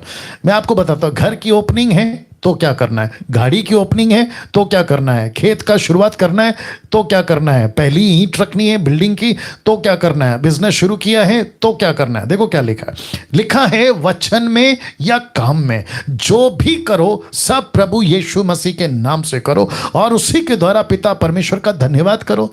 तो भाई साहब आपने भी सुन लिया होगा, अभी इनको जो भी करना है ना, सिर्फ एक ही नाम है, यीशु। मैं ये शुरू कर रहा हूं, पिता पुत्र पवित्र आत्मा के नाम से मैं इसका उद्घाटन करता हूं। मैंने नई गाड़ी खरीदी है, उसके ऊपर हाथ रख के प्रार्थना कर दो, या नहीं भी हाथ रखें तो भी चलेगा। प्रभु ये गाड़ी आपके हवाले कर देते हैं, आप गाड़ी को संभाले, मुझे संभाले, that's it.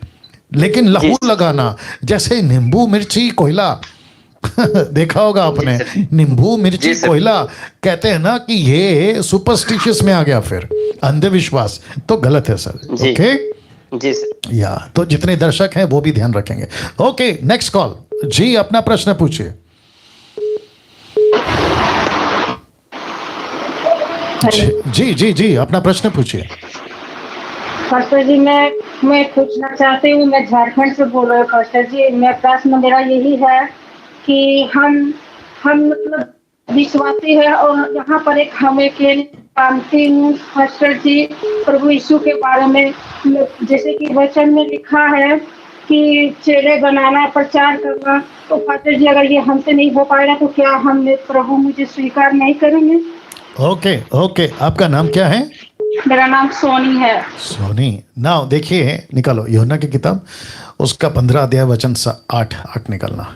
John chapter 15 verse 8। Sister ji line पे बने रहें और ध्यान से सुनिएगा। जो जितने दर्शक हैं इनका प्रश्न ये है, अगर आपने शायद नहीं सुना होगा ठीक से तो मैं रिपीट कर देता हूँ।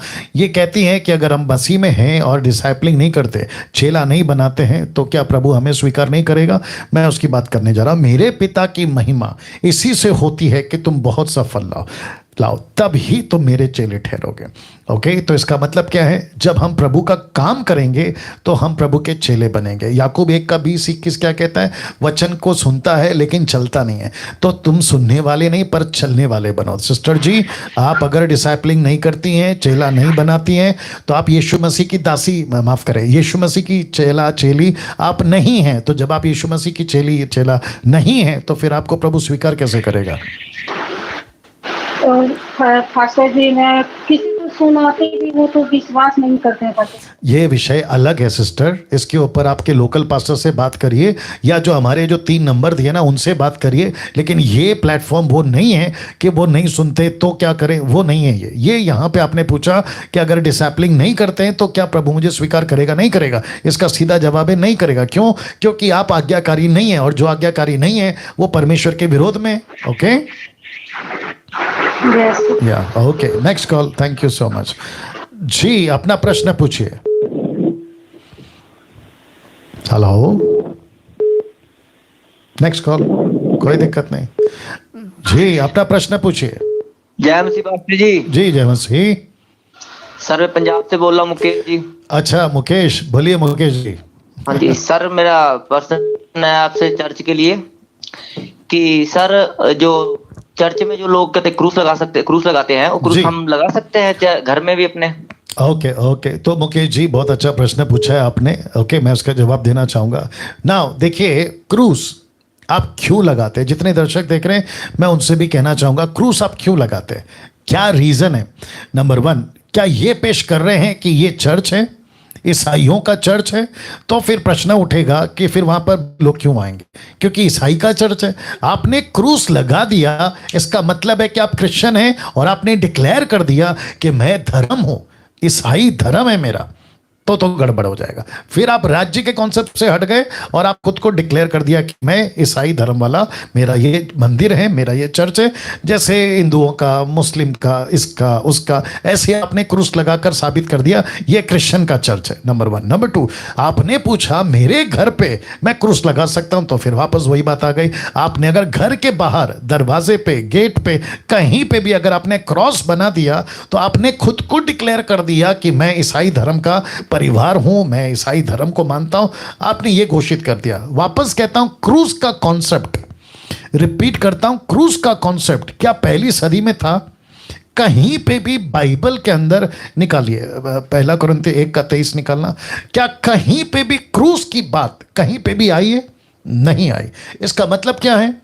क्रूस को उस वक्त में बखूबी लोग समझते थे कि क्रूस क्या चीज है। देखो लिखा क्या पौलुस कहता है, पौलुस कहता है परंतु हम तो उस क्रूस पर चढ़ाए हुए मसीह का प्रचार करते हैं, क्रूस का नहीं। लेकिन आजकल क्या चल रहा है? क्रूस का, गलतियों 3:13, क्रूस का प्रचार कर रहे हैं। क्रूस क्रूस क्रूस क्रूस। तो मैं वापस कहता हूं, क्रूस का नहीं प्रचार करना है, बल्कि क्रूस पे चढ़े हुए मसीह का प्रचार करना है। ये आपको और मुझे समझना बहुत जरूरी है। मसीह ने जो हमारे लिए शापित बना, हमें मोल लेकर व्यवस्था के श्राप से छुड़ाया, क्योंकि लिखा है कि जो काठ पर लटकाया जाता है वह श्रापित है। तो उस वक्त की जो काठ मतलब क्रूस, लकड़ी, उस वक्त पे जो लटका था वो श्रापित हो गया। क्यों? क्रूस पे चढ़ने के चलते। डाकू को क्रूस पे क्यों चढ़ाया? डाकू क्रूस पे है तो मतलब है कि ये डाकू है, ये गुनहगार है। यीशु क्रूस पे है, इसका मतलब है यीशु गुनहगार। और ऑफ कोर्स बाइबल कहती है जो पाप को नहीं जानता था उसको पिता परमेश्वर ने पाप ठहराया। पाप को नहीं जानने वाला को पाप ठहराया, मतलब ये पाप बन गया। इसका मतलब यीशु मसीह क्यों पाप बना? मेरे और आपके लिए। तो क्रूस सही चिन्ह नहीं था पहली सदी में, लेकिन अब क्योंकि 3rd सेंचुरी से कॉन्स्टेंटाइन ने आपका क्रूस का दर्शन देख लिया तो उसने क्रूस को लीगलाइज कर दिया। क्रूस मतलब ईसा मसीह, क्रूस मतलब क्रिश्चियन, क्रूस मतलब यीशु वाले। गलत हो जाएगा वो। हमको अपने स्वभाव, अपने आचरण, अपने बातों से, परमेश्वर के वचन से साबित करना है कि हम यीशु के फॉलोवर हैं, ना कि क्रूस से। Right sir? यस जी सर। या उम्मीद करता हूं आप समझ गए। जी जी बोलिए बोलिए, सुन रहा हूं सर। तो पंजाब में तो बस पास्टर अपनी मनमानी करी जा रहे हैं, मैं तो ये बोलना चाहता हूँ। नहीं सर, सिर्फ पंजाब में नहीं है ना, हमारे महाराष्ट्र में है, कर्नाटका में है, तेलंगाना में है, तमिलनाडु में, मतलब भारत के कई हिस्सों में है सर ये। अच्छा, मैंने सर पूछा, मैंने बोला क्रूस हम क्यों लगाए हैं जी? तो कहते हैं हमें परमेश्वर ने बोला है। मैं अच्छा जी, ओहो परमेश्वर ने बोला है क्रूस लगाइए। अच्छा अच्छा अच्छा, मतलब परमेश्वर ऐसी चीजें भी बताता है जो बाइबल के अंदर नहीं है। हाँ जी, मैंने वही बोला, मैंने बोला परमेश्वर ने बताया। कहते हैं हाँ जी हमें बोला है परमेश्वर ने अपने चर्च में आप क्रूस लगाइए। तो फिर ऐसा भी हो सकता है ना मुकेश जी, मुकेश राइट? हाँ जी हाँ जी। हाँ मुकेश जी, को ये भी आ सकता है कि मुझे परमेश्वर ने कहा कि यीशु मसीह की माँ की फोटो रखो, क्योंकि मरियम तो यीशु की माँ थी। जी जी, ये भी तो हो सकता है ना? हाँ जी। अच्छा, कल को ये भी तो हो सकता है ना कि मुझे परमेश्वर ने कहा कि बड़ा सा बाइबल बनाओ और आपके चर्च के ऊपर लगा दो, तो बड़ा सा बाइबल भी लगा सकते हैं। मतलब लगाने के लिए तो बहुत कुछ कर देंगे फिर। जी सही बात। तो बहुत गलत दिशा में जा रहे हैं लोग। चलिए कोई दिक्कत नहीं, आशा करता हूँ कि जितना लोगों ने सुना है उनको बात समझ में आ गई होगी। Right sir?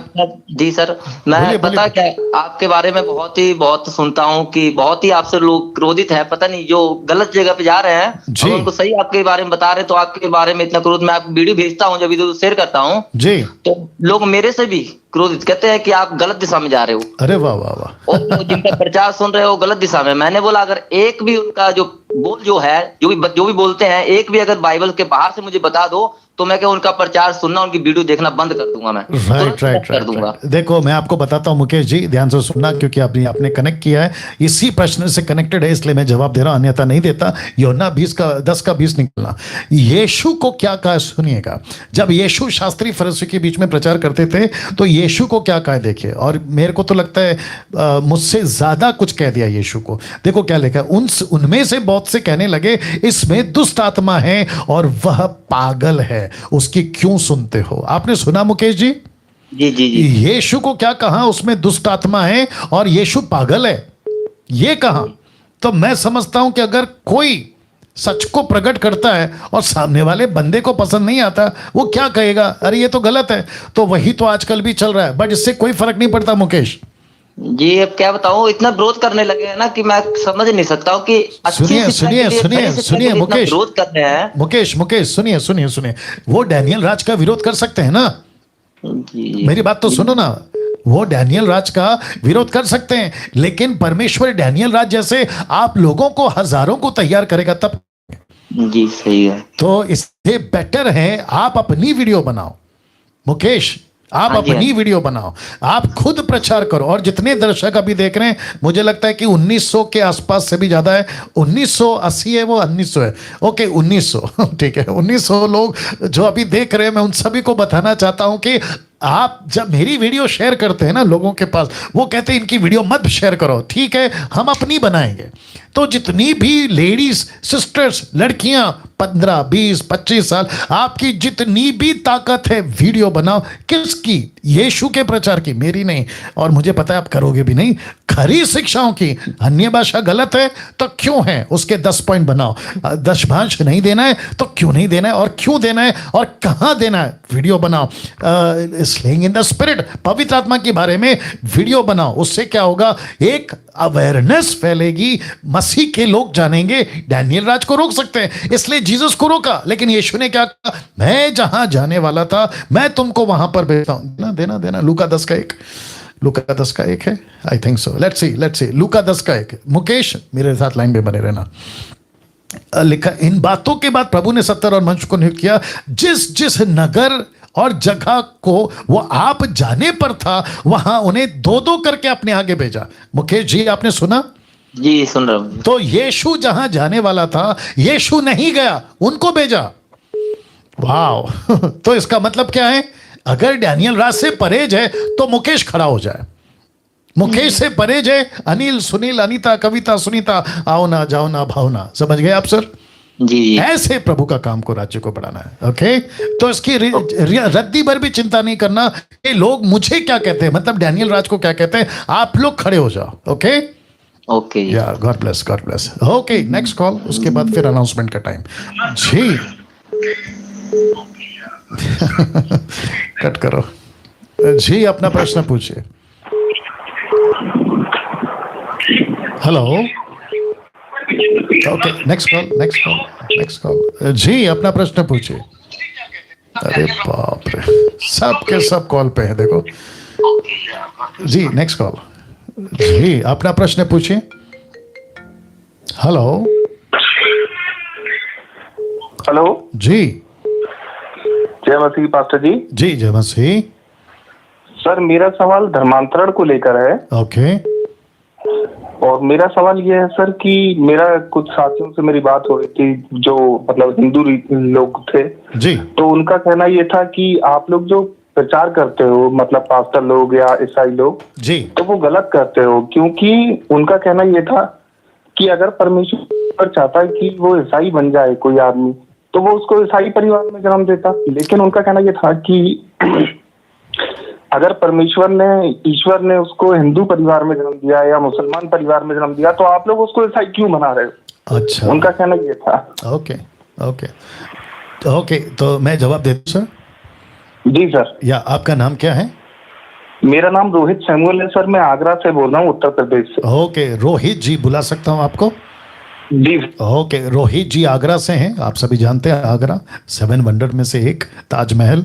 ओके, इनका कहना यह है कि आप पास्टर्स या बाइबल टीचर्स, ऑनलाइन प्रीचर्स या लोकल पास्टर्स जो जब आप यीशु की प्रचार करते हैं, सुसमाचार को, तो आप लोग हमको ईसाई क्यों बना रहे? तो सबसे पहली चीज मैं यहाँ पे कहना चाहता हूँ कि हम में से कोई भी ईसाई बनाने के लिए बाइबल का प्रचार नहीं करता, यीशु के राज्य का प्रचार करता है, ना कि ईसाई धर्म का। जो करते हैं टोटल गलत है, लेकिन यीशु के पीछे चलना, यीशु को जीवन देना, अनंत काल के जीवन को पाना, ये प्रचार करते हैं। नंबर 1। नंबर 2, ये कहते हैं कि अगर परमेश्वर ऊपर वाला, जिसको ये लोग कहते हैं ऊपर वाला, ऑलमाइटी गॉड ने अगर उसको हिंदू परिवार में जन्म दिया है तो फिर तुम वो हिंदू रहने दो ना, मुस्लिम रहने दो, बुद्धिस्ट रहने दो, अदरवाइज आप लोग उनको यीशु का प्रचार करके ईसाई क्यों बना रहे? तो वापस ईसाई का शब्द आया तो मैं इसके साथ में जाना चाहूंगा। तो रोहित जी, आपसे एक प्रश्न पूछूंगा आगे बढ़ने से पहले, पूछ सकता हूं?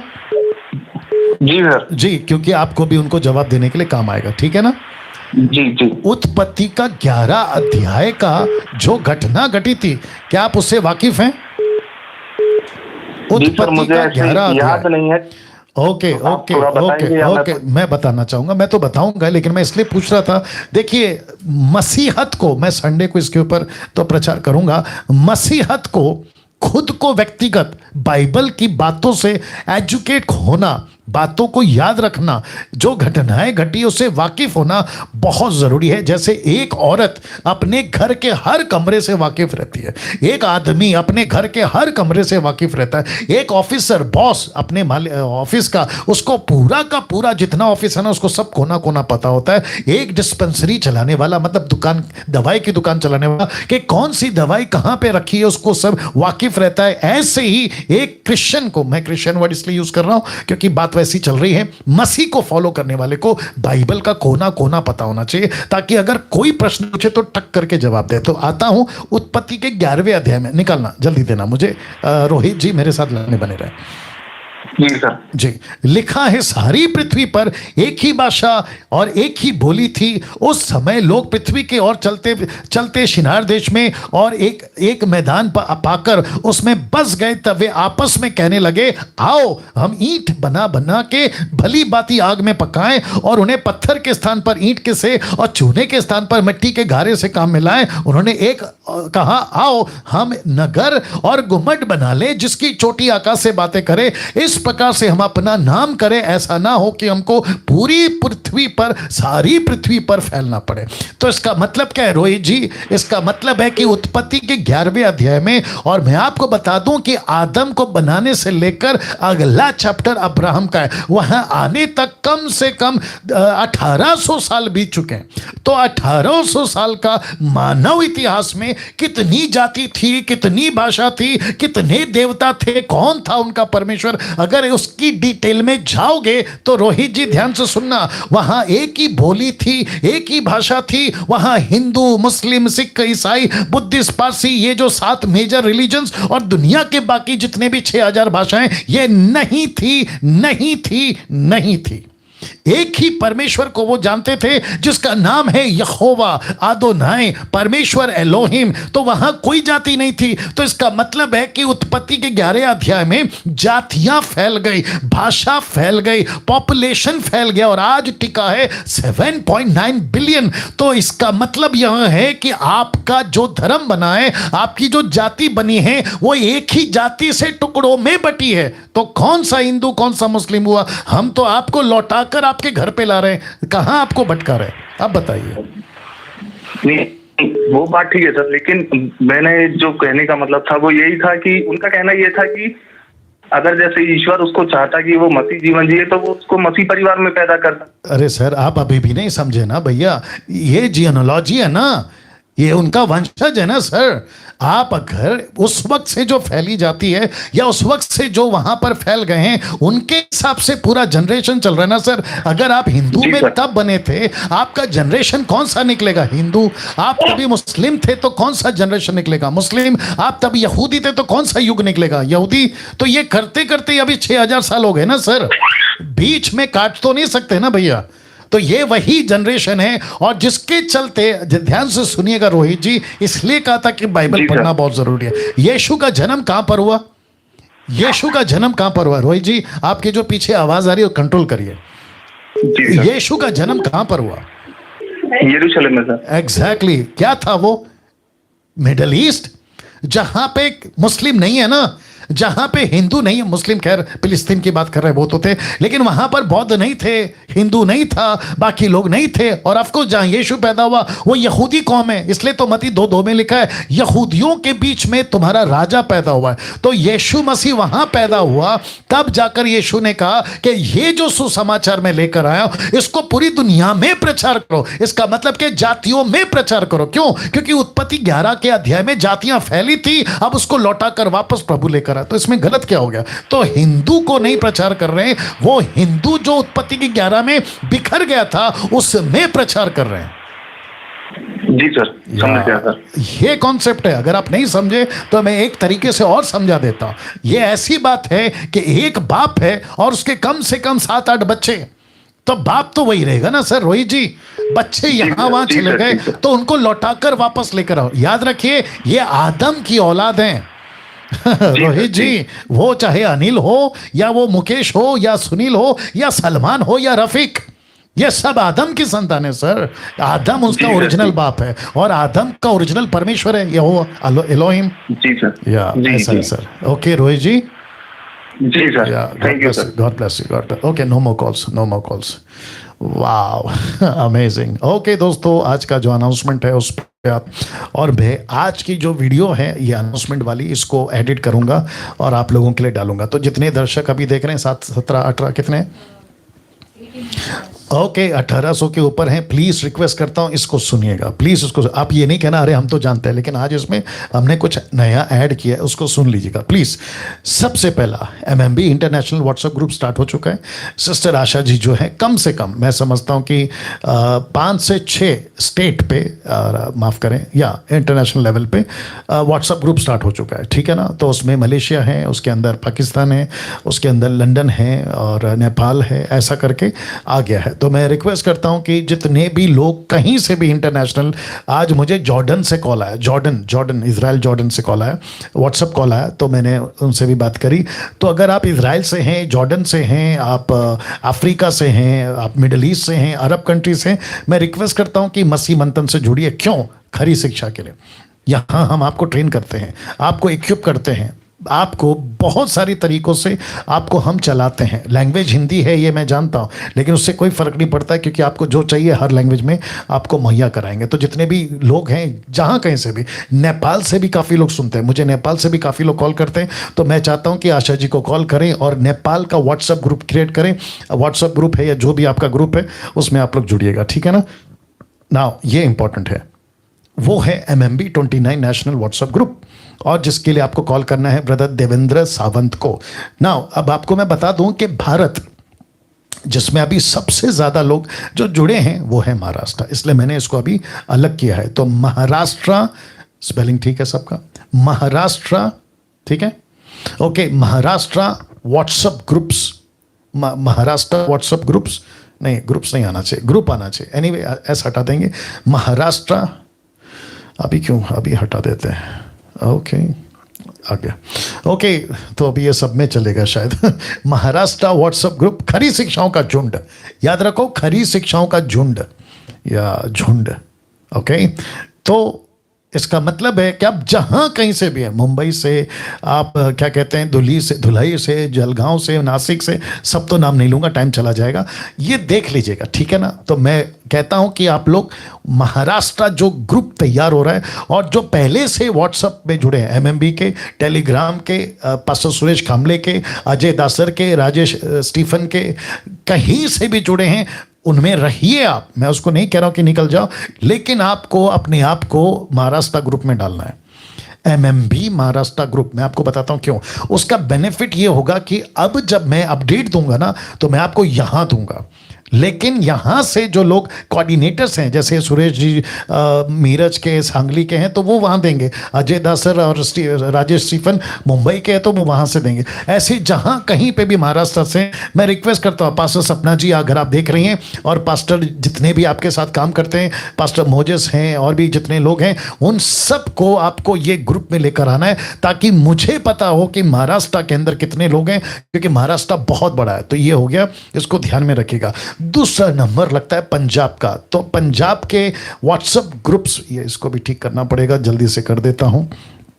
महाराष्ट्र, माफ करें, पंजाब का जो व्हाट्सएप ग्रुप है, खरी शिक्षाओं का झुंड, पंजाब से मुझे काफ़ी कॉल आते हैं। तो आपका क्या कहते हैं, पठानकोट है, गुरदासपुर है, अमृतसर है, होशियारपुर है, तरनतार, जलंधर है, फिर उसके बाद में आपका लुधियाना है, मोगा है, फिरोजपुर है, ये सारी चीज़ें हैं। और साथ ही साथ मैं आपको कहता चलूं कि जितने भी अभी पंजाब से फेसबुक और यूट्यूब पर ये एडिट वीडियो अपलोड होगा, तो उसी तुरंत आपको कॉल लगाना है। आपको पता है कि कौन सा नंबर है, ठीक है ना, देवेंद्र सावंत का। आपको उनको कॉल करना है और कहना है कि मुझे पंजाब के व्हाट्सएप ग्रुप में ऐड करिए। तो समीक्षा जी अगर आप देख रही हैं, आप अपने आप अपना जो ग्रुप है आप उसको जरूर चलाएं, लेकिन ये याद रखें कि व्हाट्सएप पंजाब ग्रुप में आप लोग आ जाएं, ठीक है ना। और पास्टर डेविडसन साहब हैं, ब्रदर जॉली जी हैं, और रवि जी हैं, आप सभी को कहना चाहता हूं कि आप लोग इसमें आ जाएं। आपका जो फिर उसके बाद जैसे लुधियाना ग्रुप है, आप स्टार्ट कर सकते हैं। पंजाब में जो लुधियाना है, जलंधर है, ये फिर अलग अलग हो जाएगा, ये आपके कंट्रोल में रहेगा। इसको फिर ऐसे करेंगे, ठीक है ना, इसको ध्यान रखिएगा। फिर उसके बाद में राजस्थान से काफ़ी कॉल आते हैं। तो राजस्थान का ये जितना भी इलाका है, मैं एक एक नाम तो अभी लेना दिक्कत हो जाएगा, क्या कहते हैं, जोधपुर है, जयपुर है, ठीक है ना, ये सारा आपका बीकानेर है, मतलब ये जितने भी राजस्थान के जो लोग हैं, इसका भी ग्रुप हटाना पड़ेगा, ग्रुप्स इसको भी हटाना पड़ेगा जी। तो मैं कहता हूं कि आप लोग जो हैं प्लीज़ राजस्थान के जितने लोग हैं, तो नरेंद्र जी, सॉरी देवेंद्र जी, देवेंद्र सावंत जी, अगर आप सुन रहे हैं तो राजस्थान के लोग जब आते हैं कॉल करते हैं तो प्लीज़ आप उनको ऐड करें। और साथ ही साथ देवेंद्र जो है ना, वो टोटल 29 को हैंडल कर रहा है। हो सकता है कभी आपका कॉल नहीं उठाए, तो आप उनको बार बार कॉल करें, मैसेज ड्रॉप करें, वो आपको ऐड करते चले जाएंगे, ठीक है ना। उसके बाद में आता है हरियाणा। मैं जानता हूं कि टाइम जा रहा है, बट फिर भी हरियाणा थोड़ा सा ध्यान देंगे, इसका भी एस हटाना पड़ेगा। ओके, हटा दिया। बोलो क्या स्टॉप हो गया? हाँ हाँ, कोई इशू नहीं, बट ये तो वीडियो तो अपलोड होगा ना, रिकॉर्ड तो हो रहा है, कोई दिक्कत नहीं। वाईफाई इशू आ रहा है लेकिन वीडियो चल रहा है। ये एडिट वीडियो की बात कर रहा हूँ मैं। चलिए हरियाणा में भी आ जाते हैं। तो हरियाणा से भी काफ़ी लोग कॉल कर रहे हैं। सिरसा है, फतेहाबाद है, फिर करनाल है, जिंद है, हिसार है, रोहतक है, ये सभी जगह से भी लोग मुझे कॉल करते हैं।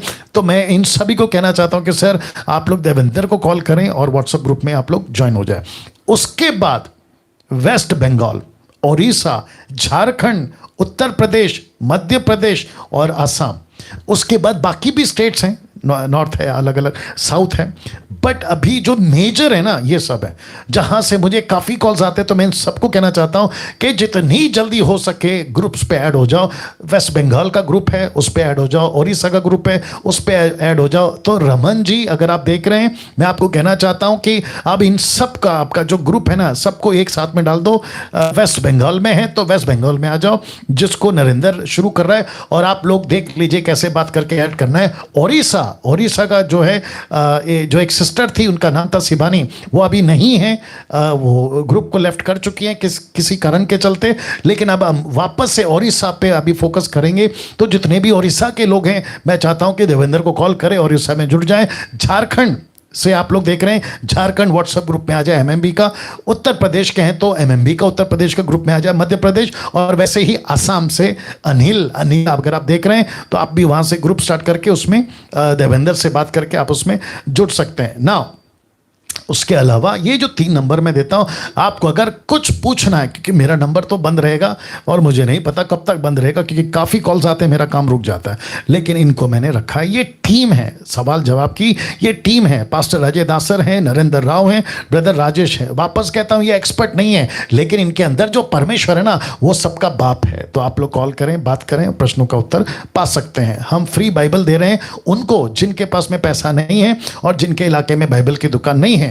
आपको अगर कॉल नहीं लगता है, मैसेज ड्रॉप करें। बाइबल खरीदने के लिए कॉल नहीं करना है, केवल हिंदी बाइबल भी ही उपलब्ध है, बाकी लैंग्वेज में नहीं है। और साथ ही साथ अगर आप खरीद सकते हैं तो लोकल पास्टर को संपर्क करें ना। ये सब करने के लिए, बाइबल को सपोर्ट करने के लिए, आप अगर कोई मदद देना चाहते हैं, आपका पैसा देना चाहते हैं, सुमन वैद को कॉल कर सकते हैं, ये उनका नंबर है। और ये मसीह मंथन का ऑफिशियल ट्रेजरर है, अकाउंटेंट है, आप यहाँ पैसा भेज सकते हैं और ये पैसा टोटल मसीह मंथन के काम में देख रेख में यूज़ होगा। साथ ही साथ मसीह मंथन से जुड़ने के लिए जो 6 नंबर देता हूँ, ये 3 नंबर और ये 3 नंबर, ऐसे करके आपको पॉज करके ये 6 नंबर आपको लेना है। मसीह पेज को लाइक कर लें, ऐप को डाउनलोड कर लें, वेबसाइट को विजिट कर लें, और मेरे चैनल को, डैनियल राज के चैनल को आप लोग जो हैं सब्सक्राइब कर सकते हैं ना। अगर किसी को इस वचन के मुताबिक पास्टर डैनियल मिशनरी को सपोर्ट करना चाहता हूँ, जो पैकेट आप देते हैं 2000 का, आजकल लॉकडाउन के चलते जो मसीहों के घर में राशन की इशू है, तो उसके लिए भी आपको अगर पैसा देना है आप इस बहन को कॉल कर सकते हैं। और जो पास्टर्स हैं जिनको हेल्प चाहिए, आप मुझे कॉल करें, व्हाट्सअप कॉल करें या मैसेज ड्रॉप करें, आप देख सकते हैं, या उनसे मुझको आप ड्रॉप कर सकते हैं और मैं आपको कॉल बैक करूंगा ना। ये लास्ट है, आप देख सकते हैं 1 से लेके 45 एपिसोड बनाए हैं, जिसको कहते हैं डिसाइपलशिप ट्रेनिंग, DT जिसको कहते हैं। तो ऑलरेडी एक एक टॉपिक पे, वो बाइबल हो, फिर उसके बाद जीसस हो, फिर उसके बाद में क्या कहते हैं चर्च हो, फिर उसके बाद में होली स्पिरिट हो, फिर उसके बाद में प्रेयर हो, वर्शिप हो, सेटन हो, फास्टिंग हो, ऐसे करके मैंने एक एक टॉपिक पे बात करी। तो जिसको बाइबल स्टडी करना है, आप घर बैठे प्रतिदिन 2-3 सीरी या 2-3 एपिसोड देख लिया, आपका बाइबल स्टडी हो जाएगा। और मज़ेदार with the scripture, context, history, translation के साथ में मैंने वीडियो बनाए। मेरे प्लेलिस्ट में जाना है, डैनियल राज चैनल पे जाना है, प्लेलिस्ट को ओपन करना है और आपको ये डिसाइपलशिप ट्रेनिंग का स्लॉट मिल जाएगा। 1 से लेकर 45 तक है, तो आपको इसका भी ख्याल रखना है। इसी स्लाइड के साथ आज जो है हम ख़त्म करते हैं। कल ठीक 8 बजे फिर मुलाकात होगी। अपना ख्याल रखें। जय मसीह।